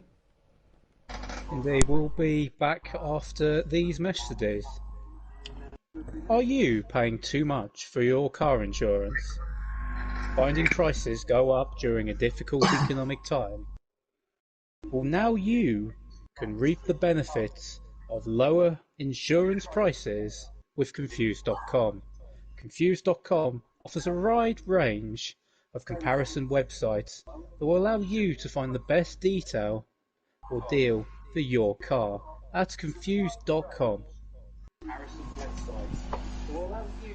Well, thank you for returning with the broadcast as we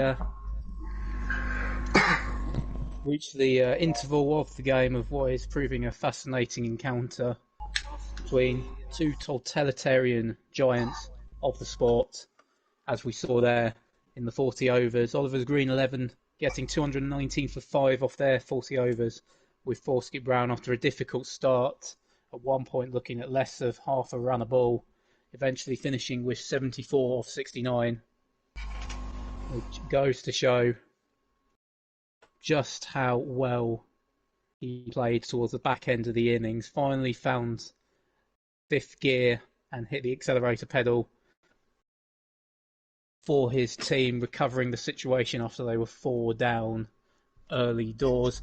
Burrows also helping him in that middle and latter part of the innings with a terrific 55 off 47, playing a vital role there. And Skerritt, of course, with 33 off 38. For the bowlers, the pick of the bowlers, Fragola with a frankly stupendous economy rate, just 19 runs coming off his spell for 3 wickets, coinciding with the difficult patch Foskett Brown seemed to face, and you can definitely see why from those figures. Maurice backing him up with 1 for 29, a good spell from him. Similar economy rate, but with less rewards. Cole's also coming in with 1 for 46. But the rest of the bowlers proving fruitless. Chris Love in particular, a very difficult spell that he had to face in the back end of the innings as Burrows and Foskett Brown got going and just slapped him round. I would have to say, again, just did not seem to be able to get his line right or his length, and you would have to wonder whether the captain will be looking at a change of bowler for the next game, perhaps bringing in some new blood from around the Northamptonshire circuit. But we look ahead to the batting team coming in, and certainly a wider range of lineups, as Chamberlain in particular opening the order, a veteran of the game of many years, and will no doubt know the situation, the role to play in this. But if he falls quickly, this game could very quickly open up. As we've said, appears to be a little bit of a batting wicket, but almost certainly we'll see how that turns out. As I believe we're going to be joined by Oliver Foskett Brown, just waiting for him to come back on, and we'll I am with him, Beaton. Sorry, I'm just taking my kit off. Well, things have just got a little bit spicy here, you can see, no doubt. But, yes, I can see.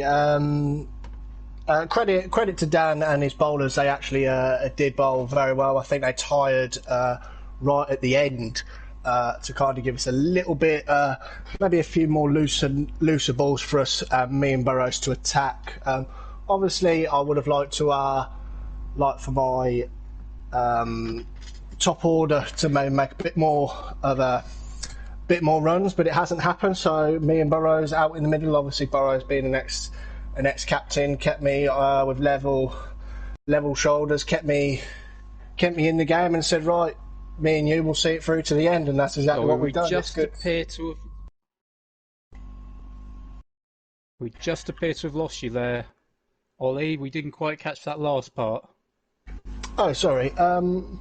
Yeah, so Burrows right when he came in said, obviously being the next captain, turned around and said, right, me and you till the end, so you can get to 50 first. So I had to kind of start putting the foot down as soon as Jamie started to catch me up and kind of started to play a little bit of a game. Obviously, seeing all the comments and how the crowd was reacting back in the blue team. Obviously, nothing from them. They bowled very well.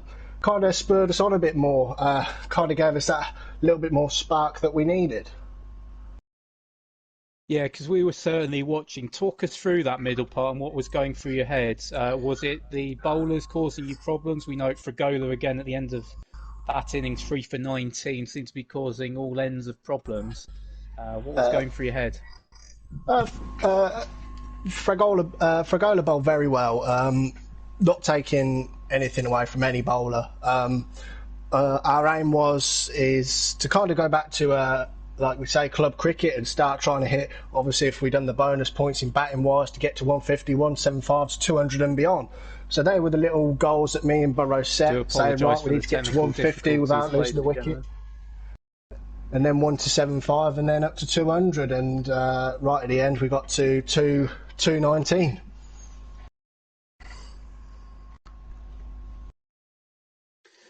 I think we got enough of that, Ollie. So it sounds like it was a difficult time for you, but the aim was to try and just push in increments towards 200. Have I got that right? Yes.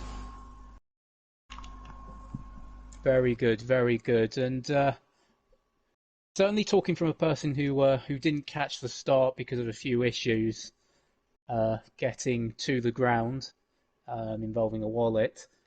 Talk us through the first part as the openers felt. What seemed to be the issue there? Was it rash shot selection or just bowling brilliance?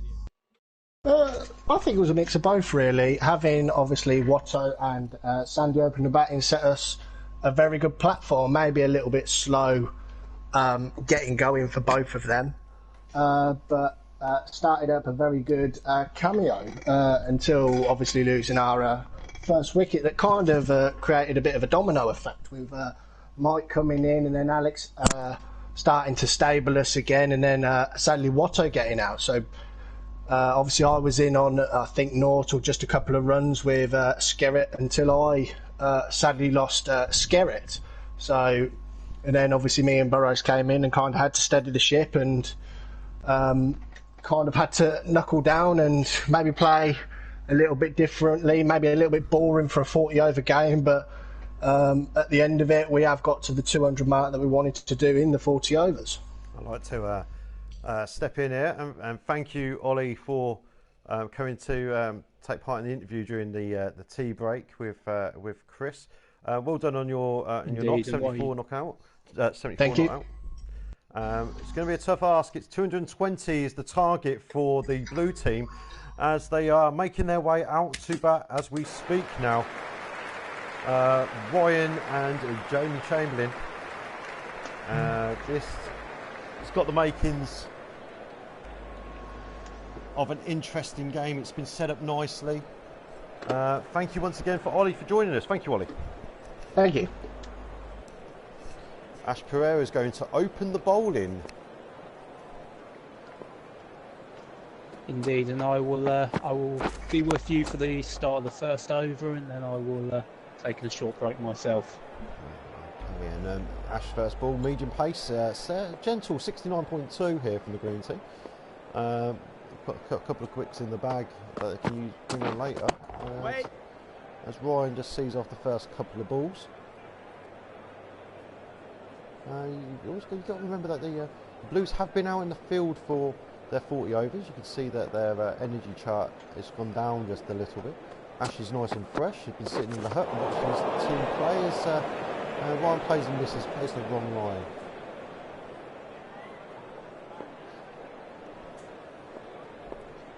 Indeed. What do you reckon Chamberlain will be saying to young Ryan Coles at this point, being such an experienced veteran?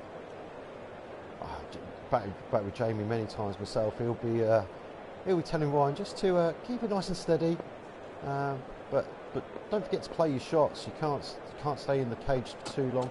The ball's there to be hit. You've got to hit it. Yeah. Just like that. It goes out to the boundaries, fielded, and he takes up a one. So Ryan's now off the mark. Jamie's going to face the last ball over. He'd just be a calm, experienced head out in the middle, and the longer he's out there, Single. the longer Jamie is out there, the more likely the Blues are going to win this game. Wait. I think it's as simple as that. Indeed, nice little nod there to finish off the over. So I will be taking a very quick break and no doubt leaving you in the very capable hands of solo efforts of Stuart Gray. Adrian Abbott's going to open the bowling from the other end. Short back of the length, played and missed by Ryan. Another gentle bowler. This is the way that Ollie wants to start his attack off by using these medium paces. 69.5, I believe, miles per hour that first ball as he comes into bowl. Ryan steps away, tries to cut it, goes straight to point for another dot ball. 219 required off 232 balls as Aid comes into bowl. Full. Yep, wait. Ryan hits it straight back down. There was a call of yes and wait at the same time. Bit of confusion there between Ryan and Jamie. Go ask a question for the people following. Who on earth is it? Dad 8607. As Aid comes into bowl at Jamie, who drives it behind point for a single. It's a nice steady start here from the Blues batting. He's having a think as he's bowling at Ryan now. He's bowling and he drives it into the offside for a single. Taking the score to 3 from 9 balls. Jamie now to face the last ball of the Aid's first over. He's only faced 2 balls so far for a single. Aid comes marching in. Short and flicks round to square leg for a dot ball. End of the over, that's 3 runs from it.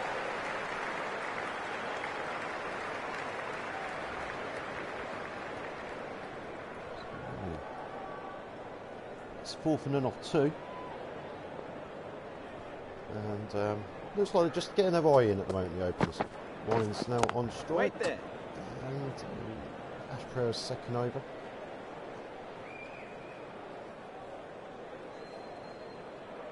A little bit of gardening going on there by the looks of it. Ryan is on strike here. Ash is coming steaming in. Wait. And drives the ball straight to point. The energy of the openers, the energy bar is it's not quite where you want them to be. I imagine that as Ash bowls in short, Ryan hits it back down the ground, sensible batting that for a single. Could have got 2 there, but Jamie turns him down. I think the captain will be just happy if these two can just stay in long enough so the other batsmen can regain their energy. Bowls it short, and Jamie cuts it away. It's going trickling down to the third man boundary. There's a chase on here. Looks like it's going to be easily cut off. And they're going to run a free. It's going to be close. And they get in though. Comfortably get in the end. Jamie hit it, so he runs it. Obviously, that's the same. He says he's now 4 from 4 as Ryan's on strike. Excellent running there. He takes another very sensible single here. Down, thought about 2. Probably could have had 2, but just happy with the single. He's hit it, threw it straight at the batsman there. What did Ryan say to that fielder? Unbelievable stuff. Or did Ryan just not know where the ball was? We leave it for your discretion as Ash bowls to Jamie. Bit swing there. 5 runs coming from Ash's second over. The score is 9 for none off 3. Steady start, as we saw from the green innings. The Blues are copying that template as Aid continues from the other end. Ryan's on strike, 5 from 13 so far. Outside, wide ball. He's just pushed in. Still sensible batting, just rotating the strike the last 3 balls. Ryan's taking a score at 6 from 14. Jamie's on strike here. Aid will want Jamie's wicket. So as he comes running in, what's he going to bowl? Outside. Oh, a bit of swinging into the batsman. This is not easy. You can definitely with this pace see with the swing on the ball. So yeah, I think the captain's seen that. He's got a slip and a gully in place at the moment. As Aid comes into bowl. Another swinging ball into the batsman. Ryan helps himself to get another single. He's doing well at rotating the strike. Well, both batsmen doing well at rotating the strike. Ryan's up to 7 from his 15 balls. Jamie's on 5 from 6. You can see his confidence bar is already up to orange, Jamie's. See what he's got here. A little bit of swing, just taps it back down. Not quite where he wants it to go. That little gentle swing catching him out there. 66.2 miles per hour. This is going to the boundary every other ball. As he bowls in. And Jamie's happy with just taking a dot ball at this time. 3 so far coming from the over.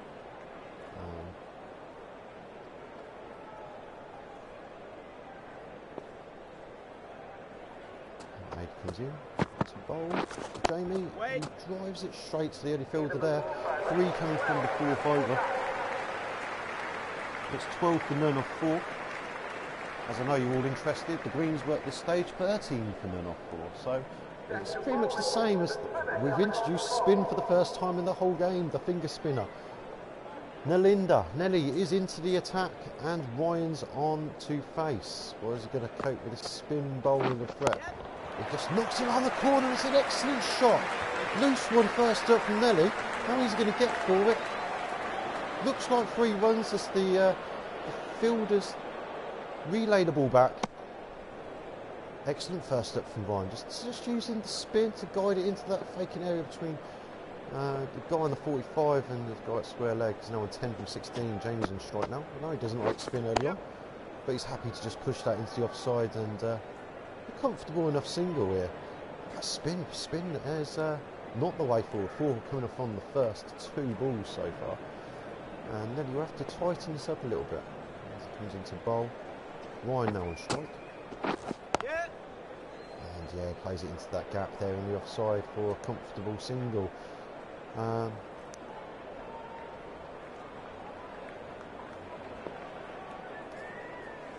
can Nelly respond? He needs to pick up some dot balls and build pressure, I think. Another comfortable single into the offside. 6 runs coming from the first 4 balls. Jamie moves the score on to 7 from 11. Ryan's on 11 from 17. He's looking.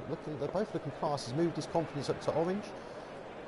The energy level is dipping a little bit, but it's comfortable enough at the moment. Another plod into the back of point. Runs round, takes a single. That's 7 runs so far. This is proving to be maybe a costly error from Ollie, bringing on a spin so early. See himself should have been the first choice bowler. Who knows? As yet another single to conclude. That's 8 runs. That's 20 for none off 5. Oakland's doing an excellent job early on, I must admit. Perhaps like the first innings, wickets will be key again. And now we need 200 off 210 balls today. Required rate's 5.7. Winners' Aid continues in his 3rd over of this spell. And Jamie just happy to take yet another single. I imagine the guys in the clubhouse are very happy with this. The guys at 3, 4 and 5 and are able to build up their strength and come in nice and fresh, I hope. Aid comes into bowl at Ryan. Thought about hitting it a bit harder, but he was in the end quite comfortable, quite happy even to take the single. This is looking like an inspired batting selection by the captain so far. Jamie's now on strike. Aid coming into bowl. Another comfortable single into the offside.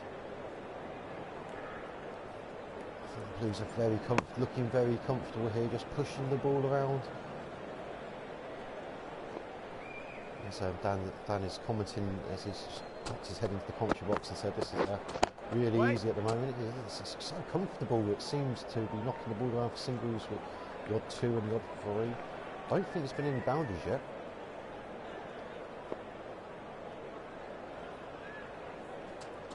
As Zaid comes in, Ryan's on shot. And he sits back, he tries to cut a foolish delivery, probably not the right shot. 3 coming from the Sabre so far. Things need to tighten up probably just a little bit. It's still early days.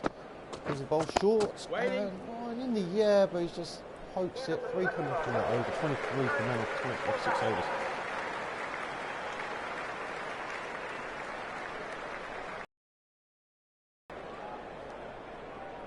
And Nelly's returning for his second over. 8 coming from his first. Jamie is on strike.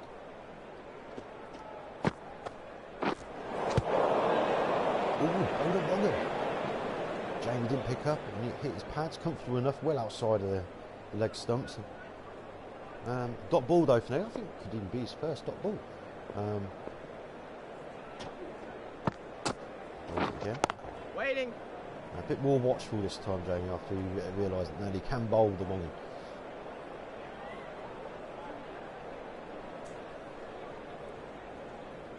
Bit of a fielding change going on. Currently we've got we've got someone in at short cover. Short silly point. No balls. Yep. And Jamie tries to hit him. Ball goes down towards the long off boundary for a single. Ryan's now on strike. Changing the field for Ryan. They've got a slip in place, a point, mid off, long on, cow corner, square leg, 45. It's bowled and he's missed it. Played completely the wrong line there. Then he played a little straight one. This is a lot better over from him. There's a deep extra cover as well, and there's a guy down at the man boundary. I don't know what he's doing down there. As Ryan hits out, he's had enough of this. He's hit it all the way for 6. It's gone all the way.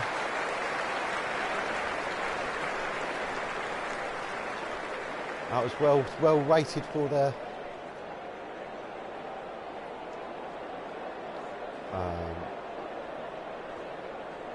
Dan commenting that Ollie doing the right thing here with taking the pace off the ball, but first 6 of the Blues innings.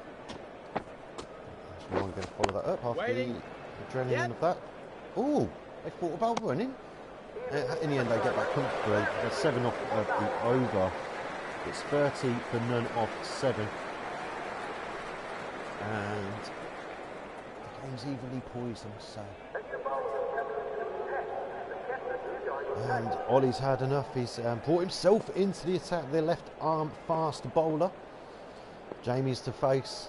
Let's see if Dan's prediction was correct. He pushes it straight away back a point. There's a fielder out there, but is he going to get round in time? He does get round. He flicks it back. It's a comfortable run too. 87.2 miles per hour that first ball. Interested to see if he can get in swing and get his pace above 90 like Jason did in the first innings. Yep. A little bit of swing there. Jamie's more than matches it, pushes a single into the vacant mid-on position. There's a bit of a field change to bring mid-on in. Ollie steaming in, Ryan to face. Short. Almost carries to the fielder. Didn't quite time that. I noticed that both their confidences are in the orange at the moment. Steady partnership, 33 off 7.3 so far. You'd want one of the batsmen to get into the green confidence bars. Saw what happened with Jameson. Ooh, bit of hesitation there between the batsmen. I didn't know whether to run or not. I think one of them did, one of them didn't. Probably Jamie didn't. He doesn't like any quick singles. Ryan's now on 19 from 27. JC at the other end, 14 from 19. Right, Cole's facing, Forsky Brown to bowl. Ball, little bit of swing still there. Looks like Ollie's fatigue bar after batting all that time. He's just a little bit tired. His bar's orange, which is unusual. So I'm guessing batting all that time has hindered his bowling performance. No one probably predicted that. He takes a single off the last ball. Only 4 coming from it. It's 34 for none off 8.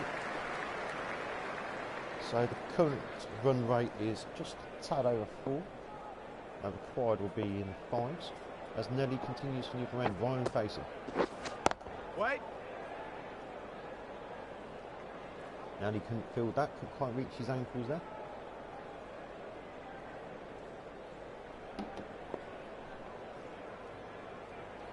Nelly to bowl again. Waiting. Ryan quite happy just to kick it back to the guy at mid-off, just defend these balls. And he's tightened his line up since that first over, and he's not giving Ryan any width after that 6 he hit in his previous one. There's a bit of width there, and he's gone aerial again. That's what just was talking about it. Ryan hits a 4 through backward point. Just saying that he's tightening up his width, his line, not offering any width because of what happened last time. Gives a little bit of width. I think it even bounced. Ryan all over that. Comfortably 4 runs. That's why the guy's down there at third man for that width ball. Ryan's confidence bar has gone into the green. 24 from 32 as he faces the next ball, and he kind of hooked that around. I don't know how he's got it there, but he's ended up running a 2 down to basically cow corner. Kind of shoveled it around there. They've changed the field because of that. They've been the guy off the cover boundary up as well. Hopefully going to play the same shot maybe. It's a bit width again, and it's gone over the top. We talked about this twice in this over. Ryan hits over the top with a bit of width, especially the bring the cover guy off the cover boundary up into the ring for an excellent drive. It was too much width there. Did spin a little bit. Ryan all over that. 1 bounce, 4 runs. Making this a very comfortable over. Moving to 30 for 34. Yep. And Ryan again, he drives the ball this time. It's going to be a bit of a race. Looks like the fielder will get round to cut it off. You're going to have to relay it back. Ryan on his own, all on his own. 12 runs from that over. It's over. Proved to be very expensive. As you can see on this bowling line, there's too much width there. You can't give Ryan any width. Ollie to continue to bowl his second over from the other end. The current run rate 5.1, required is 5.6. Ollie's to bowl. Chamberlain's on strike. Full. It just pushes it into the offside. I don't think he needs to do anything after what Ryan's doing at the other end. 32 from 35, Ryan. He's definitely pushing on. As Ollie's come to bowl. Ball, and the knocks a single. Mid-wicket looks like he's going to come around and cut that off for 1.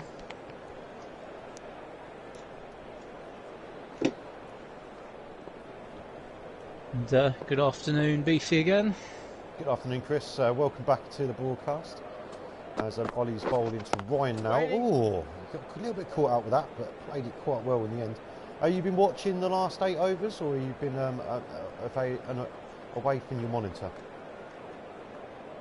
I'm afraid I've been away from my monitor making a lovely hot cup of coffee. But I'm back now to see what should be a fantastic finish to the end of the game. There's plenty of time left in this game, another 30 overs to go. Chamberlain's on strike. I did see some comments about negative cricket. Does that appear to have been the case? Or? Not at all. It's been it was a very steady start, pushing along at 3 and over, and then all of a sudden they just started milking the singles for a few overs, and then Ryan's gone a bit crazy. He's hit a couple of 6s, I think. Is it 1 6? Quite a few 4s. Basically, Nally came into bowl. You see another dot ball at the end of his over. It's 48 for none off 10. Well, Ryan is a crazy boy, so no surprises that is reflected in his batting. But yeah, it certainly appears to be going very well, just under a run a ball, and that's just exactly the situation you want in the run chase. Just keep things ticking along. Slog shot between mid-wicket and mid-on. It's going to be a race. It looks like the ball's going to win. It's going to be 4 runs. That's a gold medal for the ball as it's crashed over for 4 runs. And he appears to be teeing off now. It's the driving range out there. Very handy 50 partnership at the start, and this could be what seals the game. Plenty of wickets in hand if this keeps, and then they can last till the 15th. Another excellent shot. Bit of poor fielding. I think the ball's going to win again. Back-to-back force from Ryan. He's taking his score up to 41 from 39. There's someone called Ryan. What is he up to right now? Because I can't see him on the chat. Give us a wave, Ryan, if you can hear us. No one wants to see negative cricket get the pace on from Ben. And Ryan hits the next ball towards the boundary. Well fielded this time, but it only be a single. Ryan is really pushing on. Nalinda has been unfortunately been the weak link so far in the bowling. As they changed the field to Jamie, they've got a silly point basically fielding. This should be interesting. The last time they did that, he tried to hit the ball at him, and he just pushes it into the vacant mid-wicket area. Yeah, I remember Ollie, I believe, when we had him for the interview at the tea break, was saying how he thought that the difference would be the fact that they have spin bowlers.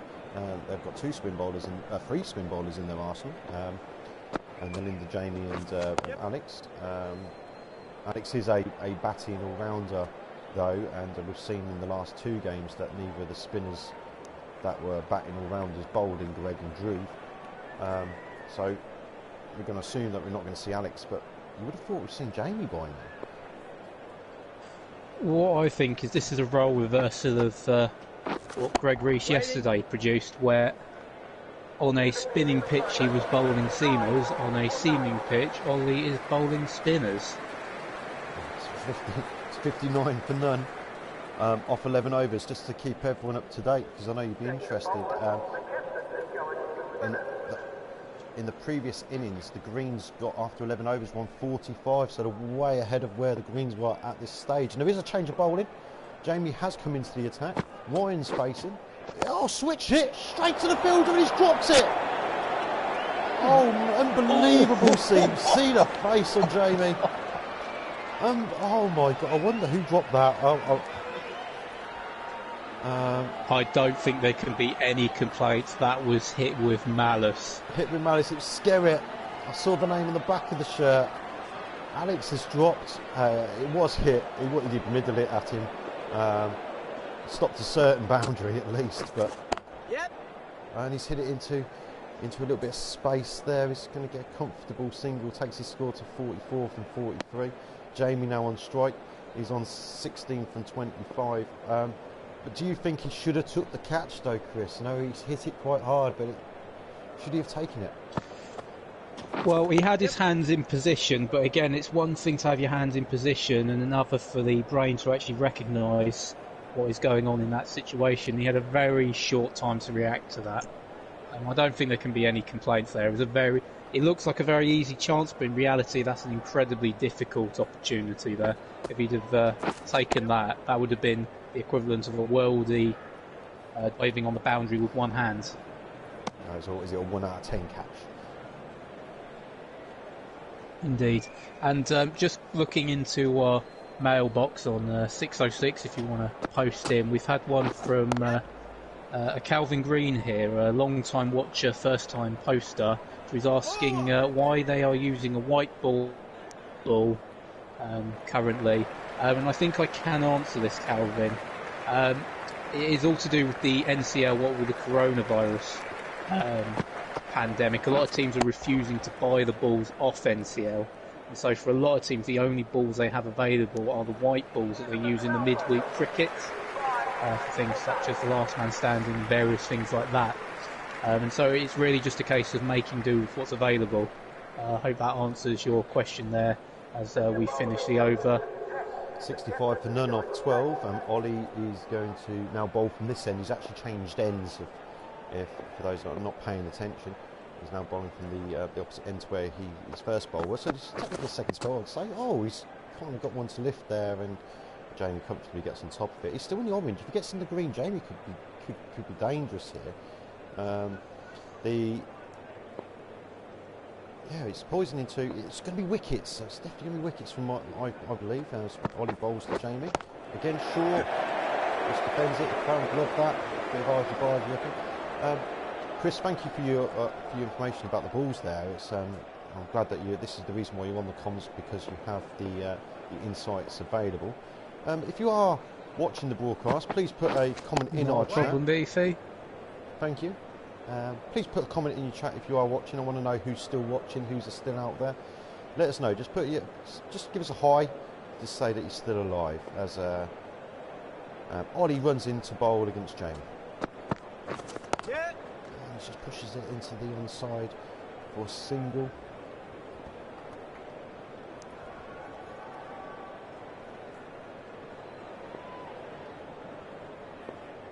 Indeed, and just seem to be experiencing a couple of technical issues from our end. I suspect it is probably a connection issue from my end. I can't hear my co-commentator Stuart Gray, so I'll be just taking a couple of minutes just to quickly fix those issues and be back with you very shortly. Ollie comes to the Waiting. bowl. Can anyone hear me? If that's the question. Chris was having some problems hearing me. Can everyone else hear me? I need to know, because I can obviously hear my own voice. But I need to know if you can hear us. So excellent over that from Ollie. Only the one coming from it. It's a good return. Trying to claw this game back. Indeed, do let us know, and we'll try and fix what we can where possible. There's, just seeing some superb fielding. I've just Before the heard start back of the from over. from one of our viewers that I can be heard loud and clear. So Waiting. Jamie turns down a single there. I think he's quite happy with how things have gone. In the Greens over, it was the 13th over where Fregola made the breakthrough and picking up those 2 wickets. It left him on 53 for 2 at the end of that.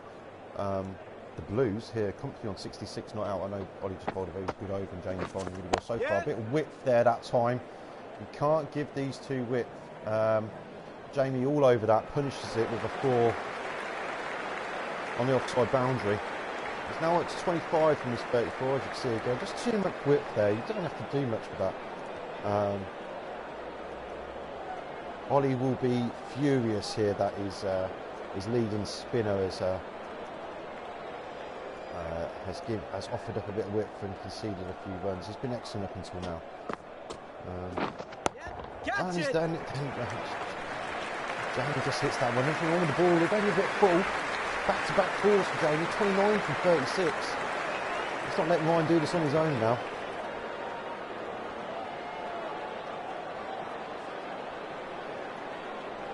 We'll see a replay of that shot. Chris has just gone away to sort out its technical issue. The quad is 146 off of 158 balls.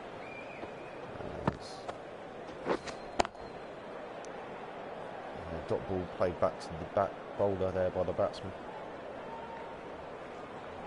Batsman's Jamie, the bowler's Burrows. The batsman's Chamberlain, the bowler's Burrows. Yep. And it's a bit short.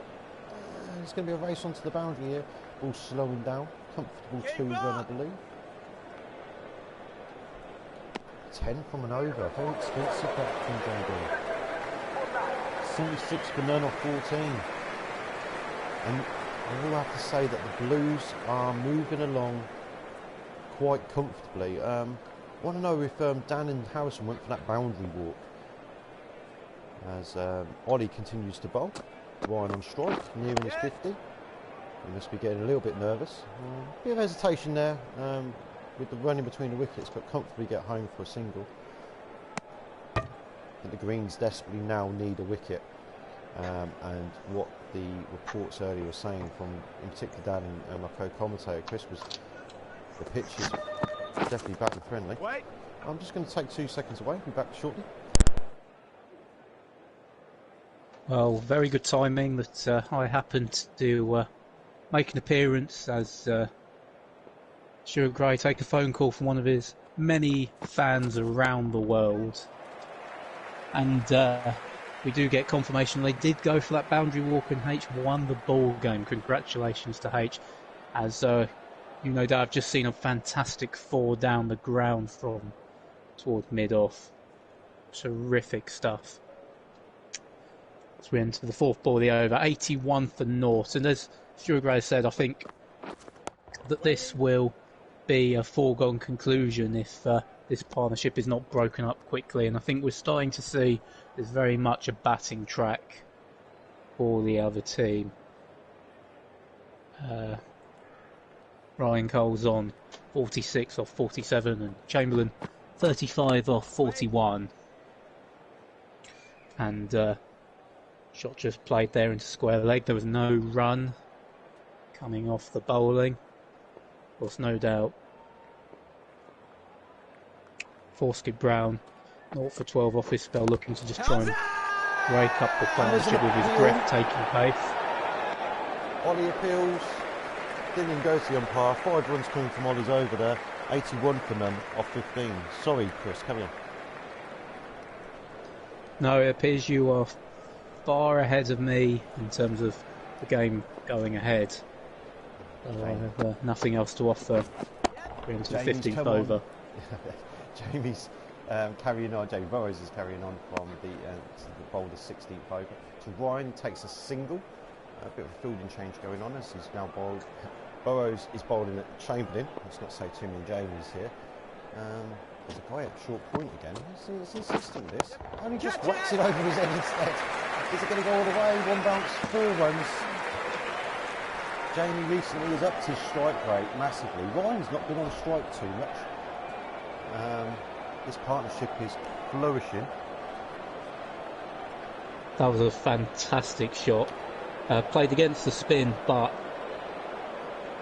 terrific shot over point towards the boundary. Very well played, very well watched. I have to agree. Balls again.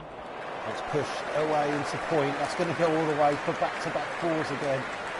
Jamie's definitely catching up with Ryan here. 43 from 45, while Ryan's on 47 from 48.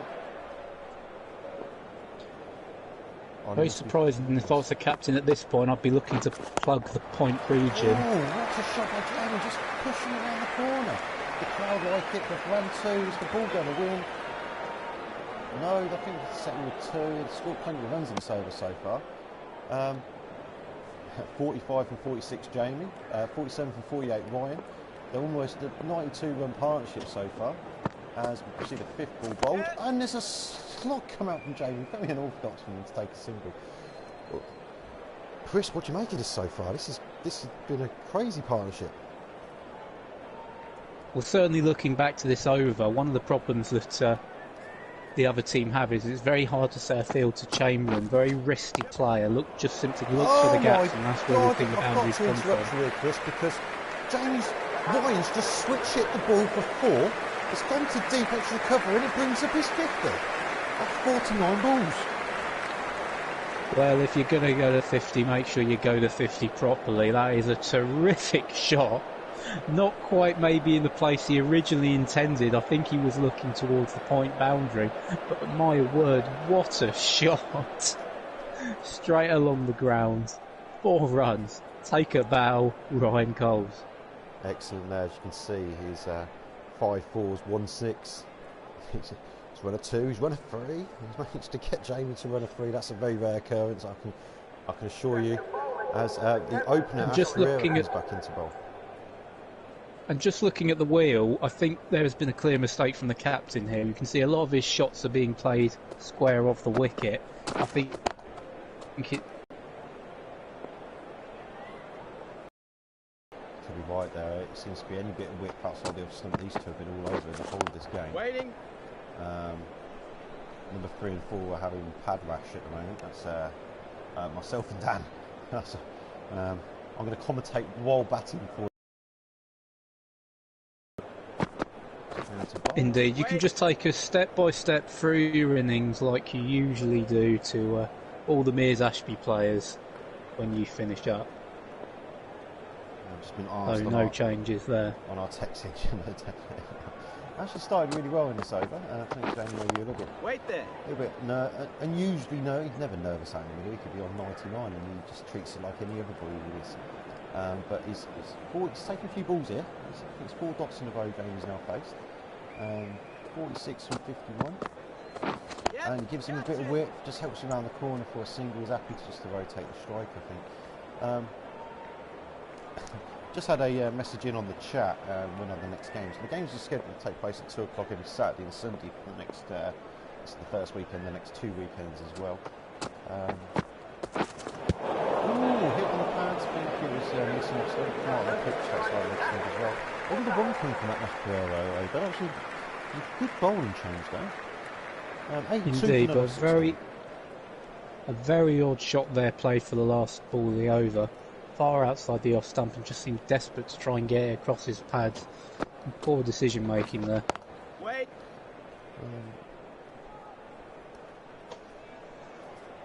Looks like Jamie's into bowl here.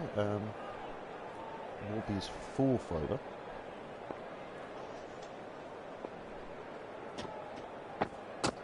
A little bit pricey, a bit of width again shown, just pushed into the space. That's going to go all the way, surely. They're not going to get round in time to cut that off. Excellent shot from Jamie. And he brings up his 50. And that's off 54 balls. With that also,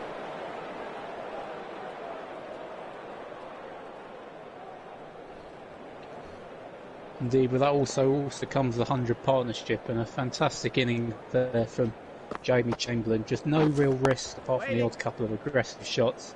Mainly been looking to just hit the gaps and every opposing captain's worst nightmare. it also has brings been up the fully 100, realised. the 100 partnership for the openers.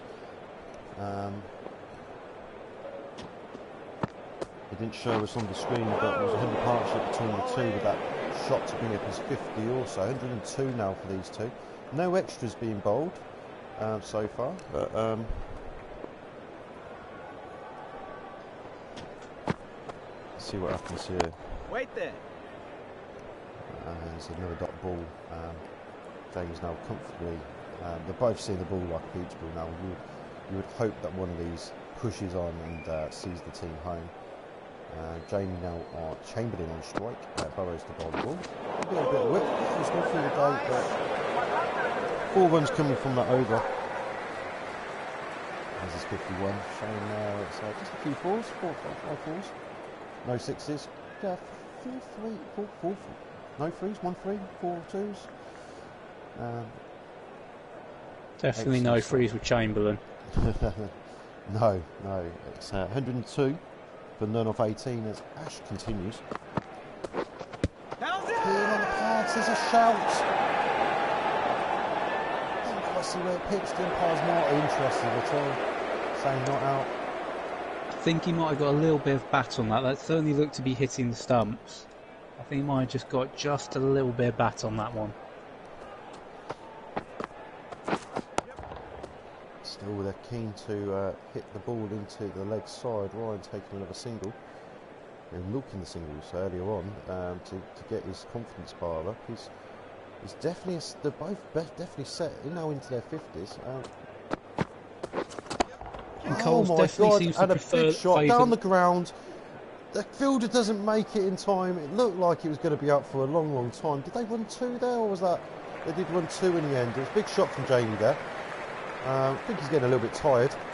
Just plummels it down the ground, but doesn't go all the way to the fielder. Very next ball in the air. The fielder's there. It's gone over his head. Jamie's hitting out now. 4 runs. 7 now coming from the sachet over. His previous one being quite solid. And a terrific boundary there with the trademark late cut through backward point and gully region. Terrific shot there, again finding the gap. And you have to imagine Ollie just doesn't know what to do at this point. How do you set a field to a player like this? They're only just about around the run rate. We've got to remember that. They're only just hovering around what the required run rate is. About 5.5 and over, I believe, is around the wicket to Jamie. Jamie hits it into a gap. It looks like it's going to go all the way. An excellent shot, well timed. 4 runs, 11 coming from the over. The score's gone up to 113 for none off 19 overs.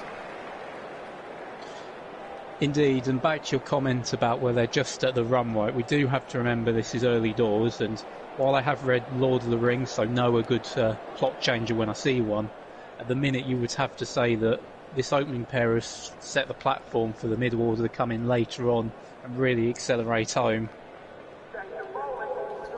There is a change of bowling. Jamie's been dragged out the attack bar. He's brought on Adrian Abbott, one of these openers.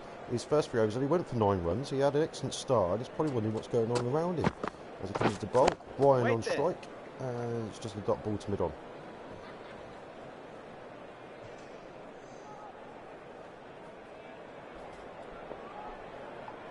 Been asked when the games will be taking place. At the moment, they're scheduled for 2 o'clock on every Saturday and Sunday. And edged it in the air. He tried to cut it towards the point boundary, the vacant point boundary. Ryan managed to steer it down to third man for a single.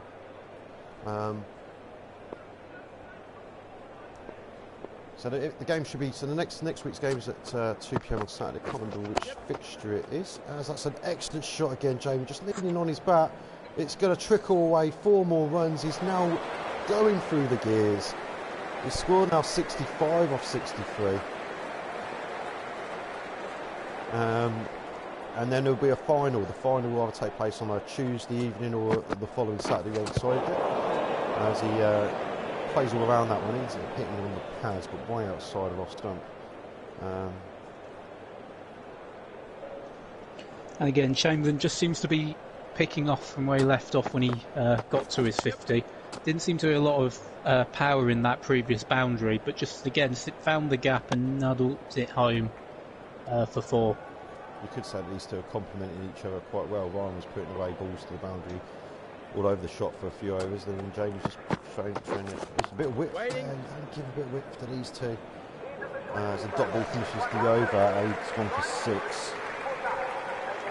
From your experience, Beefy, when you have situations like this, is it tempting to try and better the other? Do you spur the other one? If one hits a boundary, then you feel the need to respond to that yourself? I'll answer that question shortly. As Ash comes running in, Jamie's hit the ball in the air. It's in the air for a long, long time. It bounces between fielders. Look like they run 2. I think how run 1 in the end. Ryan's now on strike 2. Ash is just bowling in. We'll answer that question shortly. It's full, it's straight, and it's just a dot. For the last 2 or 3 years, I've been how I would bat if I'm watching one person going flying away. I tend to love it. I think it's nothing better than standing at the non-strikers then doing a bit of chat to the opposition and just admiring the guy at the other end. You've got the best seat in the house when someone plays a shot. Where when you play the shot, I get knackered after 2 balls. No, it's all about partnerships. It's all about partnerships. I look at runs per over and things like that, especially when I'm batting with someone like Jamie. Because as long as I don't make him feel like he needs to score quickly, I know that if I carry on playing my natural game, I know that Jamie will play his natural game and we'll get the best out of each other. So, yeah, that's how I would approach it. Very interesting. I think I was batting with you, Chris, one game last year in a friendly, and I couldn't get the ball off the middle, but you were smashing it to all parts, and I was just so happy just to block the ball out because I couldn't get the ball off the square. The bowling couldn't do anything else. So an excellent shot now by Ryan. Just steered it back a square for 4 runs. Ash was bowling an excellent over until then. 126 for none off 21 overs. Who does Ollie turn to at this point? Who would you turn to looking at his lineup, Chris? It has to be the seamers. At the minute, these two are well settled and it doesn't seem to be doing much spin-wise in the pitch. It has to be seamers. Just classic bowl line and length. We'll try to get these two bogged down just a little bit. Top of off. See if we can get a wicket that way. He comes in, bowl short. Jamie doesn't quite get hold of it. Doesn't go where he wants him to go, but looks like they're actually going to end up running 2 runs. So the current run rate's 6 and over. The required run rate's 4.95. To just give you an indication of how well these two seem to be batting at the moment. They was on 126 for none off after 21 overs. As you see, a bowl to Jamie for a dot ball by looks at it. In the green innings, after 21 overs, they were 75 for 4. These two are 50 runs ahead of where they were. It looks like they're easing into it, but we have to also remember that. See a ball short, it's a single. You will have to remember though that Jamie Burrows and Mr. Forsby Brown himself, they scored at a very, very quick rate at the end of the innings as well. So being ahead of the rate's not everything. And as we see Jamie smash the ball, it's going all the way. That's gone miles. 6.96 metres. He's hit that. That stayed hit. As we see a replay, Age is going to be furious. Well, that's a case of can we have our ball back, please?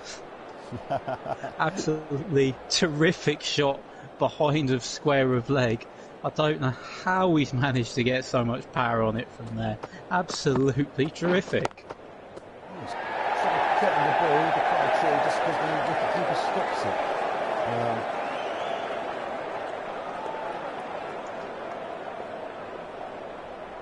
Wickets are going to be key here for the Greens. Another single taken down to square leg boundary. Jamie's hogging the strike a little bit. I don't think Ryan's complaining that we've got 9 come from it. 135 for none of 22 overs. Indeed, we haven't really seen much of a fielding change in recent overs. Would you be tempted to try something more drastic in this point? Bearing in mind the only thing that's really going to change this game is a couple of quick wickets now. As we see Ash carrying on to bowl and a single taken by Jamie. I think wickets are the key now. The run rate's gone below 5 and over, and as we saw yesterday, 5 and over is comfortable for pretty much every side. They're going to need wickets, and they're going to need a lot of wickets. I think it's not just these two. I think they're going to have to take. The Blues do bat deep. Blues point black bat all the way down, but they're going to need to take 3, 4, 5 wickets in the next dozen overs, I think. So it's the runnable at the moment is all that the Blues need. Nothing less than runnable, and it's going to be very comfortable while these two are set, and they're in. The bowlers are tired. You can see that they're trying everything they can. Wickets are keeping it. Indeed. Sorry, a play and a miss, just missing the off stump. Ashworth making the breakthrough.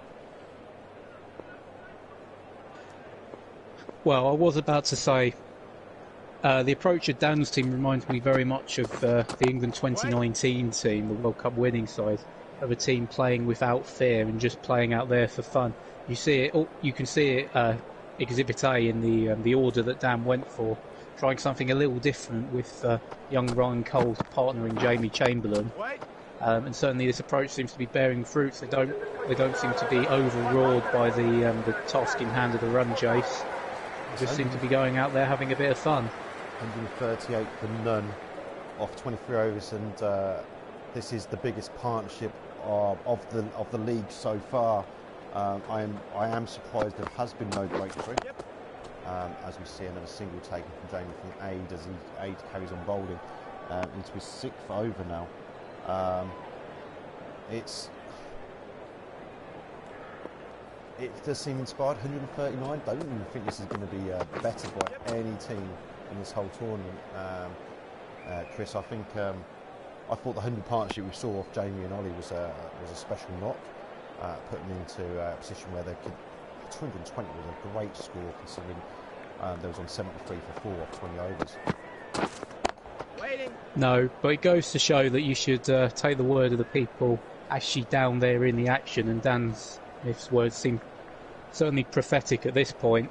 As they're 140 for naught, it certainly seems like it was a batting paradise that Ollie's team just did not take advantage of, and they are paying a very painful price at this moment in time. I'm looking down at Ollie on the boundary, and he's got the face very much of someone that's just failed a lie detector test on Jeremy Kyle.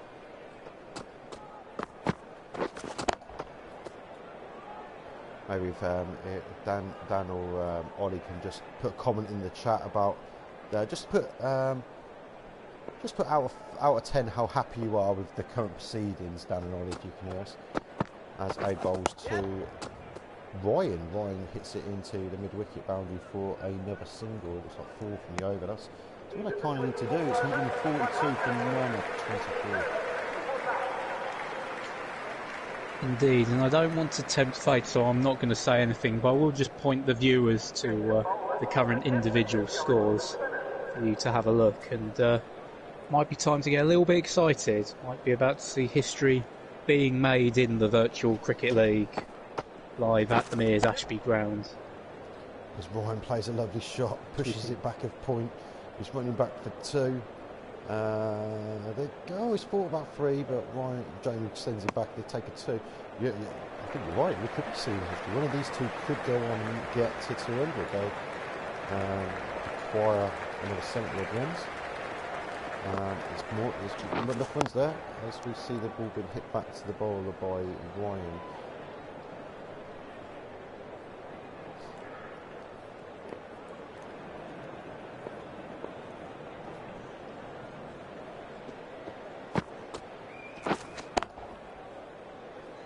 Indeed, and just looking through the comments on WhatsApp, it looks like Dan Smith isn't happy, very much a taskmaster, just wants them to see the game done as soon as possible. Wait.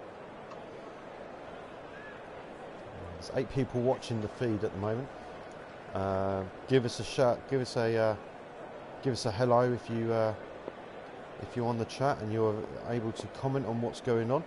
As we see Jamie Burrows continue to bowl to Ryan, who pushes the ball, which should have been a single there, but they don't need any quick singles now, says Jamie. That's a beard and a half, that is. So Ryan's still on strike for the last ball, 76 needed for 91. Bit of a fielding change, just what happens here. It's hit straight to the fielder, it's a dot ball, really 2 coming for it. It's a lot better from the green team, but again, I think 2 from the over. Yeah, you're bringing the run rate, helping the run rate a little bit, but I really don't think that'll help in the long term of the game. I'm bringing in the wrist spinner. Alex Skerritt is coming into bowl. This is an interesting turn. Didn't expect this whatsoever. Could he make the breakthrough that the others couldn't? And first ball's hit in the air. Jamie's just giving him no respect whatsoever. It's gone over the top, there's a chase on. The ball didn't win. And it looks like they've run a comfortable 3 actually. They were back in before the ball was anywhere near the square. Comfortable for me. Ryan's now on strike. We've got a long off. Yeah. Welcome to Mears Ashby, Alex Skerritt. And then very next ball, Ryan, you can tell he's set. He's just helped it round the corner for 4. 7 coming from the first 2 balls of the Skerritt over. I'm sorry, but this has to be the point that Captain Ollie Forskett-Brown brings himself on. As we said a few overs ago, spin and slower pace does not seem to be doing anything. It needs an X factor and a game changer. And pure pace, I'm sorry, is the only answer here. He's bowled 4 overs only early, so you know he's got 4 overs left to bowl. I imagine he would normally save himself for the last 4 overs from one particular end, which means he'll come on around the 33rd, 34th over. These two now pushing singles about, and 9 from 4 balls of this over. It's, you know, they're making them taking away all the good. Well, I can see why you'd bring on the wrist spinner, give it a go, because you need wickets here. You've taken no wickets whatsoever. We need some. That was a good ball, but again, these two are set. They're so set that they're comfortably taking the singles. They both could score hundreds here. And again, certainly in any other case, a bit of mystery spin normally is the answer. However, the pitch does not seem to be doing a lot, and any rough patches are in a position, quite frankly, he's not going to be able to do anything with. The ball back to the boundary for 4. 14 runs coming from it. It's 158 from none off 26 overs. Well, case in point, he is just toying with Finn and the field, just pointing it through every single gap and angle that hypotheses could possibly come up with. Terrific shot. Yesterday we had quite a close finish to the game, but these two have done excellently. 62 off 84 as JB continues with his 6th over. Spin not working for him. It's a bit too full, and they're going to take a comfortable single at least here. Required run rate now 4.43. Should be easy from here, but we saw earlier on 1 wicket could bring 2 or 3. So again, Greens need a wicket as Jamie bowls to Jamie, and it's hit into the offside cover boundary for 1.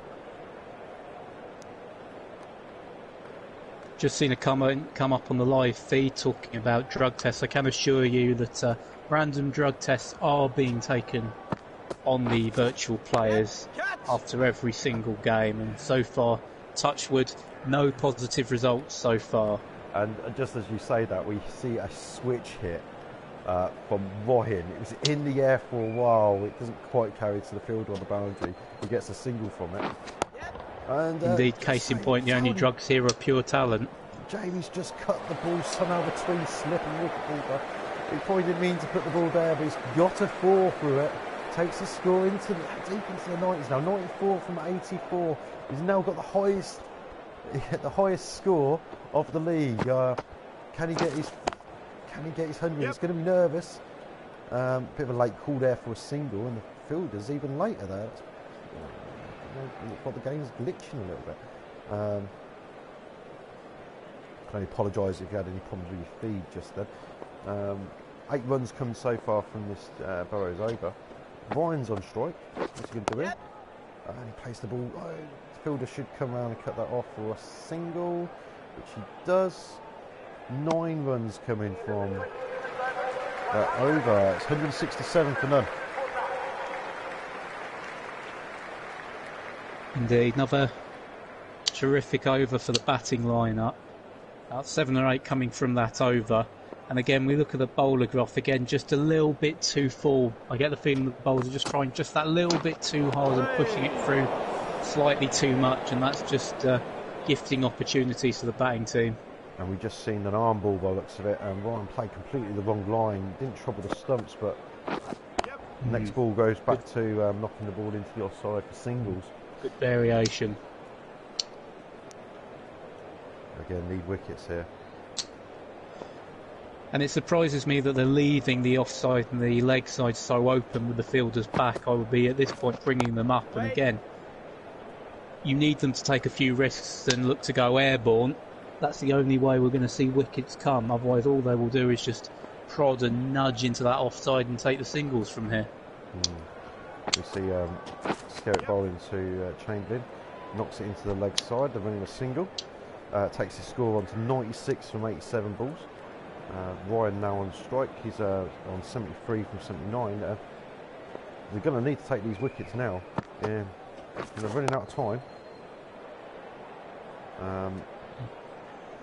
Tidy over so far though from Alex.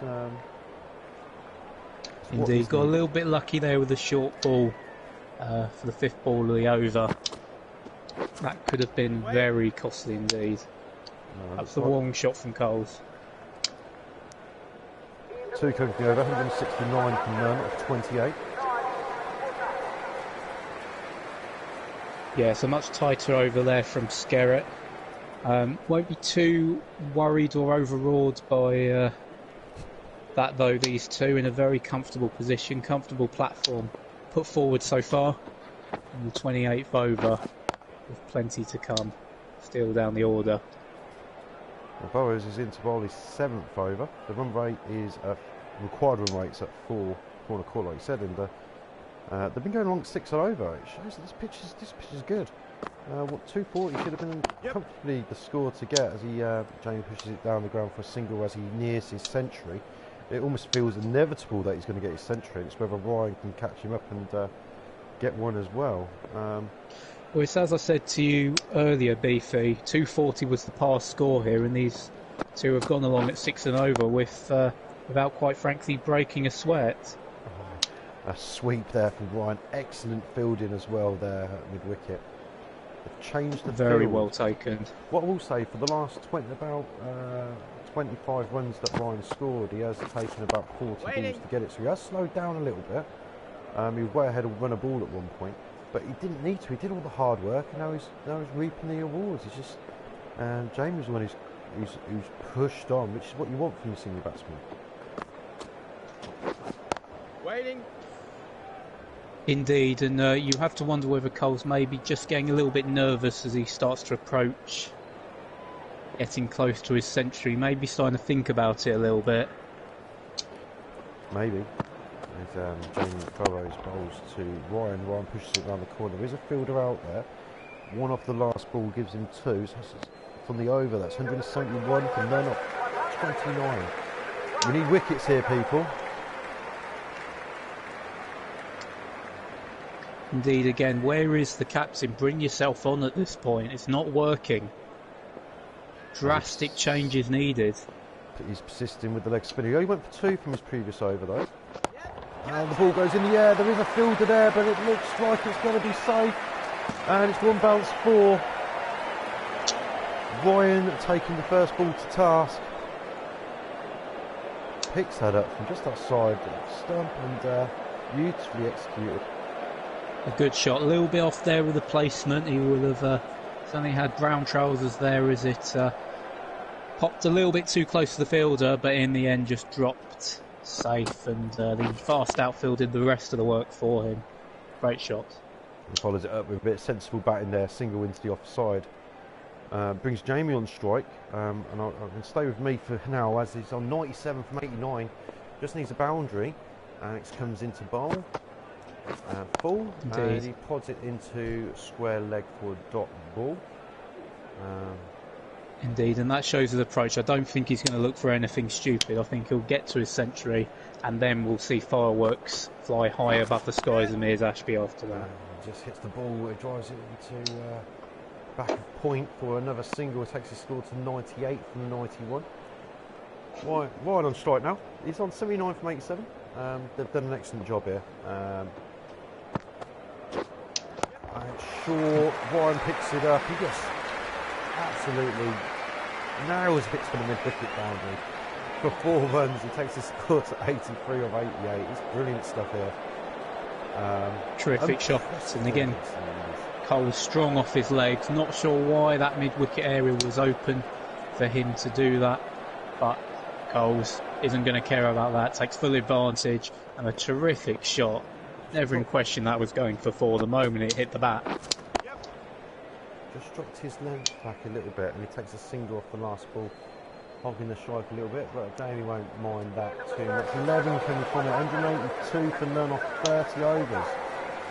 It's now a case of probably, if not when, 40 needed from 10 overs. Change of bowling. Ash Pereira's coming on. This will be his 7th over.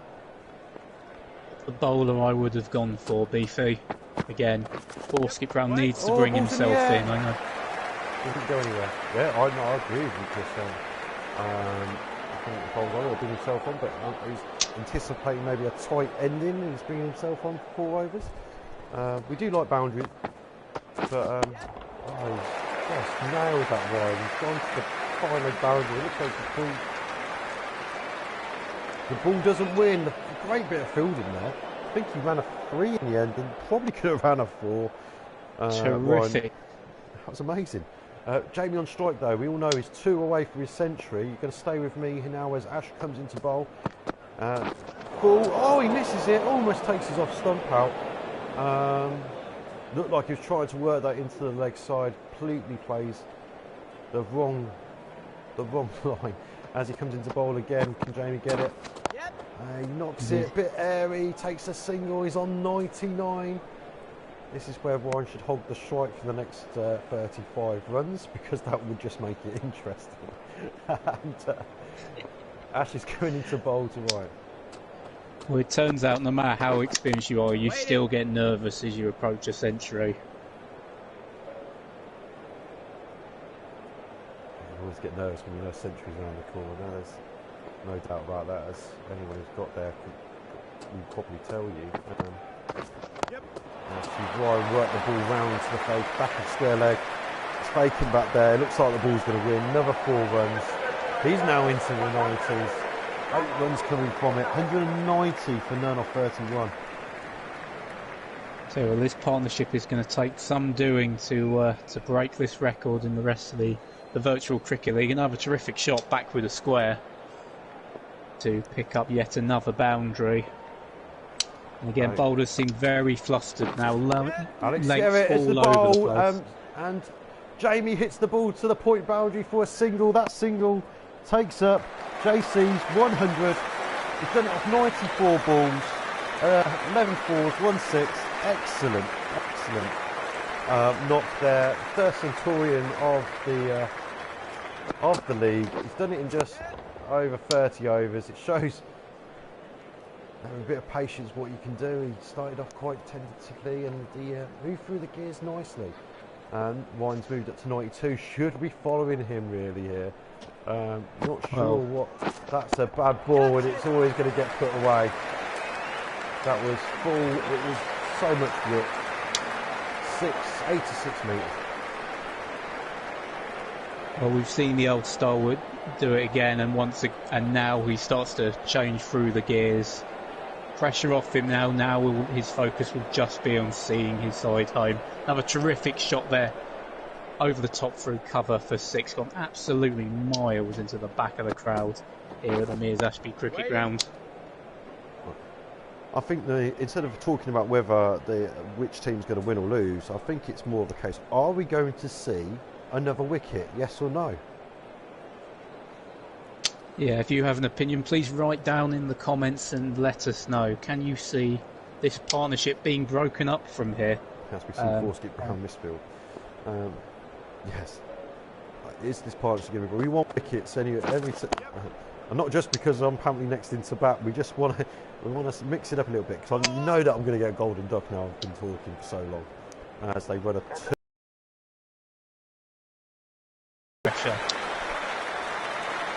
That's 191 balls. Well, the question now turns: are we going to see Ryan Cole's maiden century? Yeah. Enough runs to do it. 11 runs coming from that over. 201 from none off 32. That is a very good question, Chris.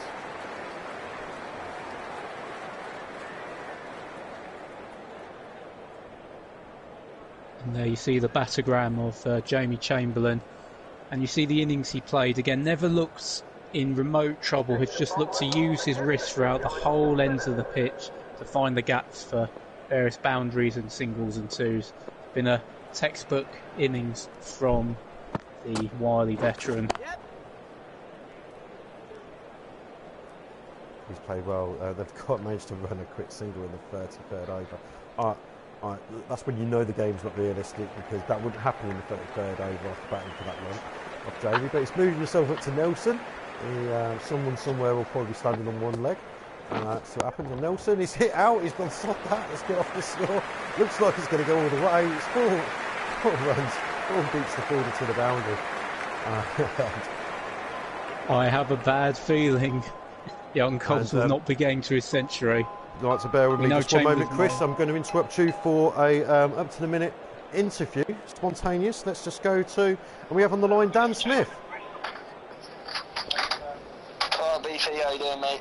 I'm okay. Dan, how do you think you're doing right now? I'm having to guess that you're going to be feeling quite okay about this. Do you know what, mate? I've not been in kit since we came off the pitch to bowl. I've just been knocking about with Jason. We've been having a beer since the 15th over. These two have just looked so calm and settled, and Ollie just doesn't have a game plan for them. He just didn't see it coming. I don't like to toot my own horn, but I've seen Ryan batting recently, and the decision to open with him's paid off. I'm just really rooting for him here to kick on for those extra 8 runs, and just looks like JC might steal them away from him, to be honest. Might leave him with no runs. Imagine if Ryan is on 99 not out. As Jamie hits the ball down the ground, there's a fielder there. It's comfortably safe in the end. And they won 2. You could be right. Jamie moved on to 118. It's 211. You need 10 runs. Is Ryan going to get it? Close. It's going to be very close whether or not Ryan's actually going to be left with enough runs now. I can see JC nicking a single here off the final ball. Oh, it's a strike. Dot ball in the end. 10 runs coming from it. That's class from the senior batsman to take the dot there, give Ryan a chance to have 6 balls at, quite frankly, one of the worst bowling lineups we've seen in this tournament so far. So Ryan's got every chance here. I'm a little bit behind the live feed, so I was just wondering who they brought on for this over. I'm just having a look now. Ollie's brought himself on. Perfect. Oh my goodness, it couldn't be better for Ryan. Switch hit 6. See you later. We'll be alright. See if he can get to his century. First ball, he hits straight to the fielder. Dot ball. That's fair enough. Big Ryan, just a sensible cricket. Good positioning. He's watched it, and it's just gone straight to the man. That's fine. It's gone exactly where he played it. Sighted him up. Watch this one go big. Oh, he's taking a single here. Or is it going to be two? Oh, Ryan really wanted to get back for a two there. He's taking a single. There's only now 8 runs required, and Ryan needs 6 of them. But let's see if he can make it. I'm going to keep you on the phone for this. JC to block out. Go on, the boys. JC just turned down what I think was a comfortable single there. Yeah, good lad. Really good batting from JC. He knows he's done his job today. He's just rooting for his younger batsman to equal him. Wait. That's another dot ball. You could be right here. I'll tell you what though, it's interesting to see Ollie's hidden himself away until the 34th over. It's pretty, you know, you don't really like to see that in your captain, like, especially as a counterpart for myself. I don't like seeing other captains hide. This is where you needed to step up earlier, Ollie. After a brilliant batting display from him, he's gone into hiding, and it's a shame really. He's let his side down. I think the captain wanted to bowl the last 4 overs from this end, but not going to get the chance. Anyway, only 1 coming from that over. I think you're right though, he bowled really well in that over. He should have come on earlier. It looks like his team's got a lot of batting, and the bowling's let himself down just a little bit. They've bowled well at times. The openers did really well early on, but the spinners let him down. Ryan is hitting out over the top. 1 bounce, 2 bouncing rolls along to the boundary. He's now on 98. He's so close for the young lad. I'm so excited for him. He's on 90. It's so good. What a shot that is. He's dissected the fielders perfectly. I'm going to try and talk you through this as Nalinda comes into bowl. Ryan's still on strike, and he hits the ball straight to point. So it's a dot ball. He needs 2 runs. The team need 4 runs. It'll be typical for Ryan Slabhead Coles to knock it for a single and refuse to come back to score any more runs. He's going to end up on 99 through his own fault, I reckon. Oh, he's hit the ball into the cover boundary. This run, they have run a single. They've run a single though. He didn't get there. He did not get there. 99 off 100 balls. It's what's worse Jamie going to do than 3 runs. It's a bad ball. He's hit it over the top. Oh no, no he's not. They've come back for 2. What are they doing? Oh, he's going to get stuck here. The scores are tied, and Jamie's on strike. The scores are level. Ryan is 99, not out. How must Ryan Coles feel? And Jamie's dot ball. Sick as a parrot. 1 ball. Oh my goodness. So Ryan would be desperate to see a dot ball. Why did they run 2 there? What were they thinking? Clever. This is unbelievable. Oh my gosh, it's amazing. Oh, what's he going to have to do? Oh, he's hit out! He's hit out! Ryan's going to be left on 99, not out. Jamie hits the 4. Classic Jamie Chamberlain. Does not like seeing anyone else. He's played a massive knock, and he's helped the team to a first win of the tournament. And I know Ryan, he's not selfish. He'll be thinking about the team right now. That's impressive. And look at that, what a winning shot from JC. It's what he's done all day. He's just punished the bad balls, and there's been plenty of them. So, yeah, I said midway through their innings it was a batting wicket, and so it's proven. And understandably so, the man of the match goes to Jamie, and I think everyone will agree that it's well deserved. That was a fantastic knock by both openers. 223 partnership. I don't think is going to be broken at all. I think Ollie in the next game, if he wins the toss, will definitely need to start chasing a little bit more. But that's Dan. Thank you for being with us at the end there. I'll leave you to it as I confer with my co-commentator about the proceedings, what we just saw.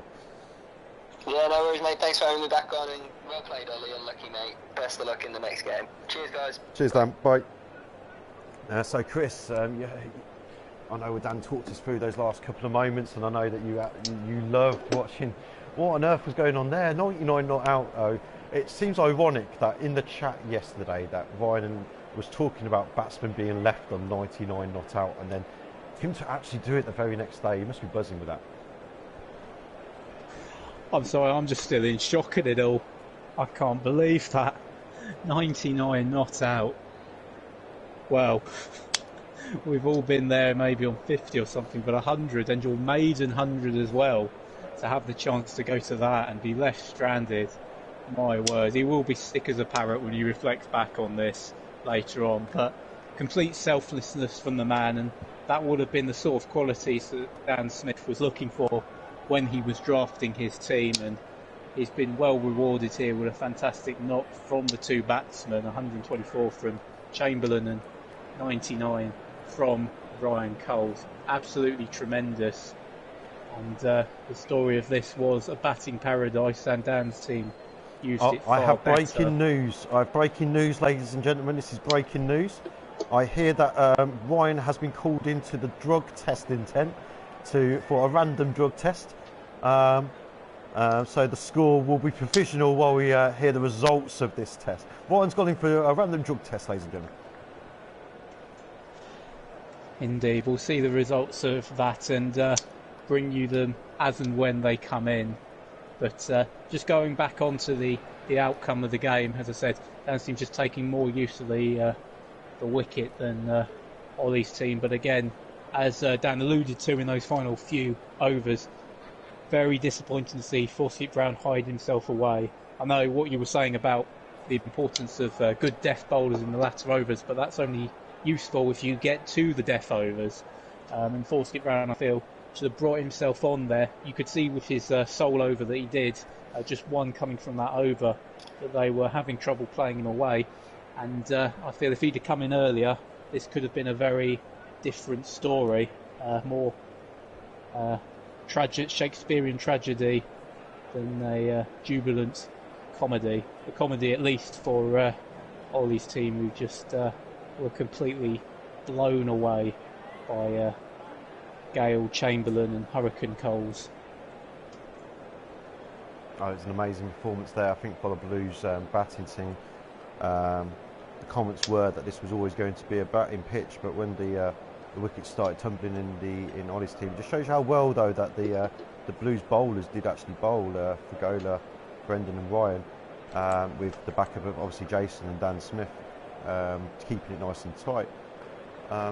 Also, a lot to reflect though. Actually, we did see a couple of amazing batting performances in the first innings, where Ollie and Jamie coming to the crease when they looked in a lot of trouble, and they were 104 for 5 with 14 overs to go, and they got it up to a good score.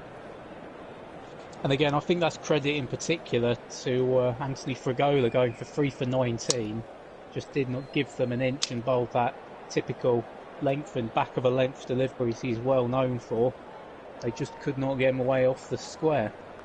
And certainly a point I'm kind of wondering with some shocking captaincy decisions, I think, from the losing teams from this first game. Very early to tell, Beefy, but do you think they might be a little bit concerned by their positions already? Perhaps wondering whether it was a wise move for them to have taken on the reins when they were offered to do so for the green and red 11s? I think I don't think there's anything to worry about if you're a Red 11 fan. I think they played very, very well. It was a tight game, and it was just that one batsman was the difference between the two sides. To chase it down in the last over, Mike's performance yesterday was fantastic. And you remember he came in quite early in that game. I think the Greens have got a little bit more to worry about. I think it's obvious that they should have got somewhere nearer to 240, 250.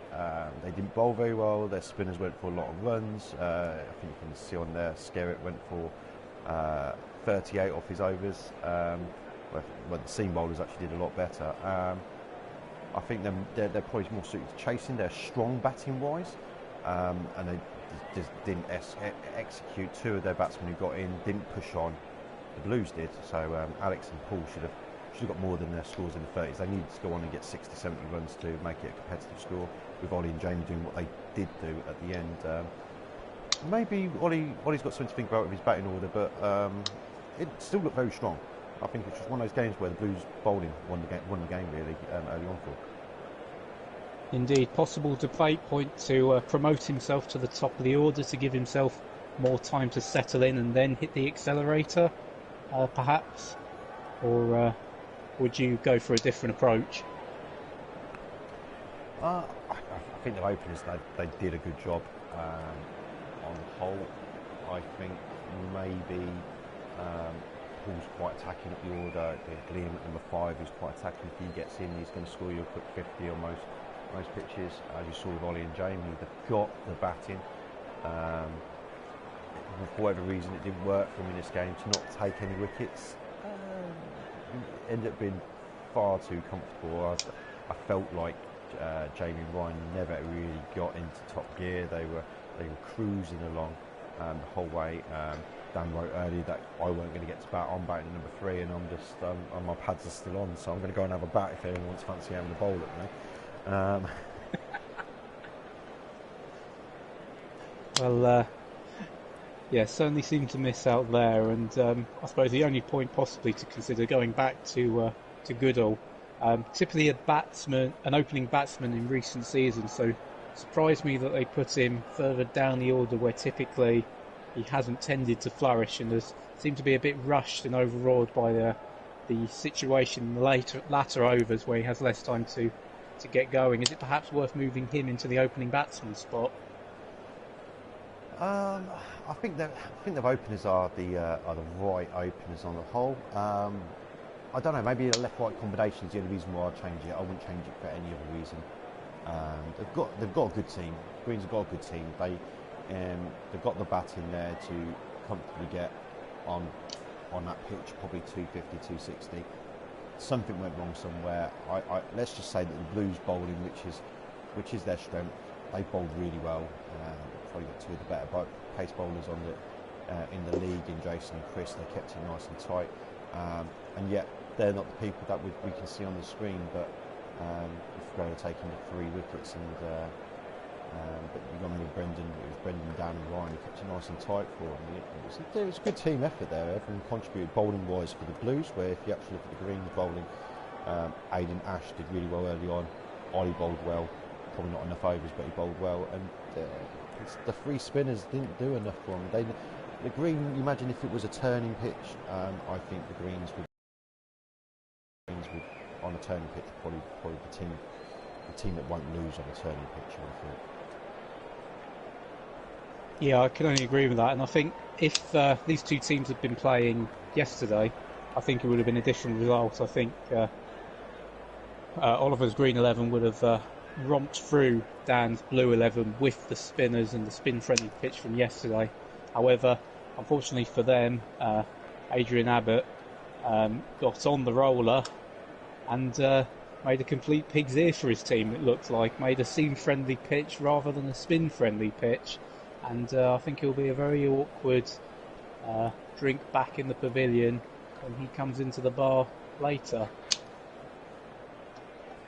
This is all in all, this was a fantastic game.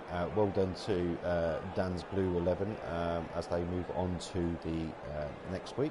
I'll post the fixtures up on the WhatsApp chat shortly. The leading run scorer in the competition now is Jamie. Jointly in wicket taker of Pagola and John Hill. It's going to be an interesting week. Well done everyone, thank you for watching. Thank you to Chris, that's some excellent work again on co-commentary. Thank you to Ollie for joining us, and Dan as well, joining us throughout the broadcast. I'm going to leave you this final thought.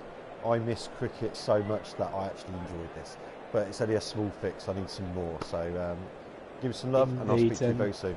Thank you. Indeed, and while we head off for one for Beefy's net session, we'll leave you to ponder this result, a complete walkover for Dan's Blue 11, and we'll see you shortly. Bye for now. Take care. Bye bye.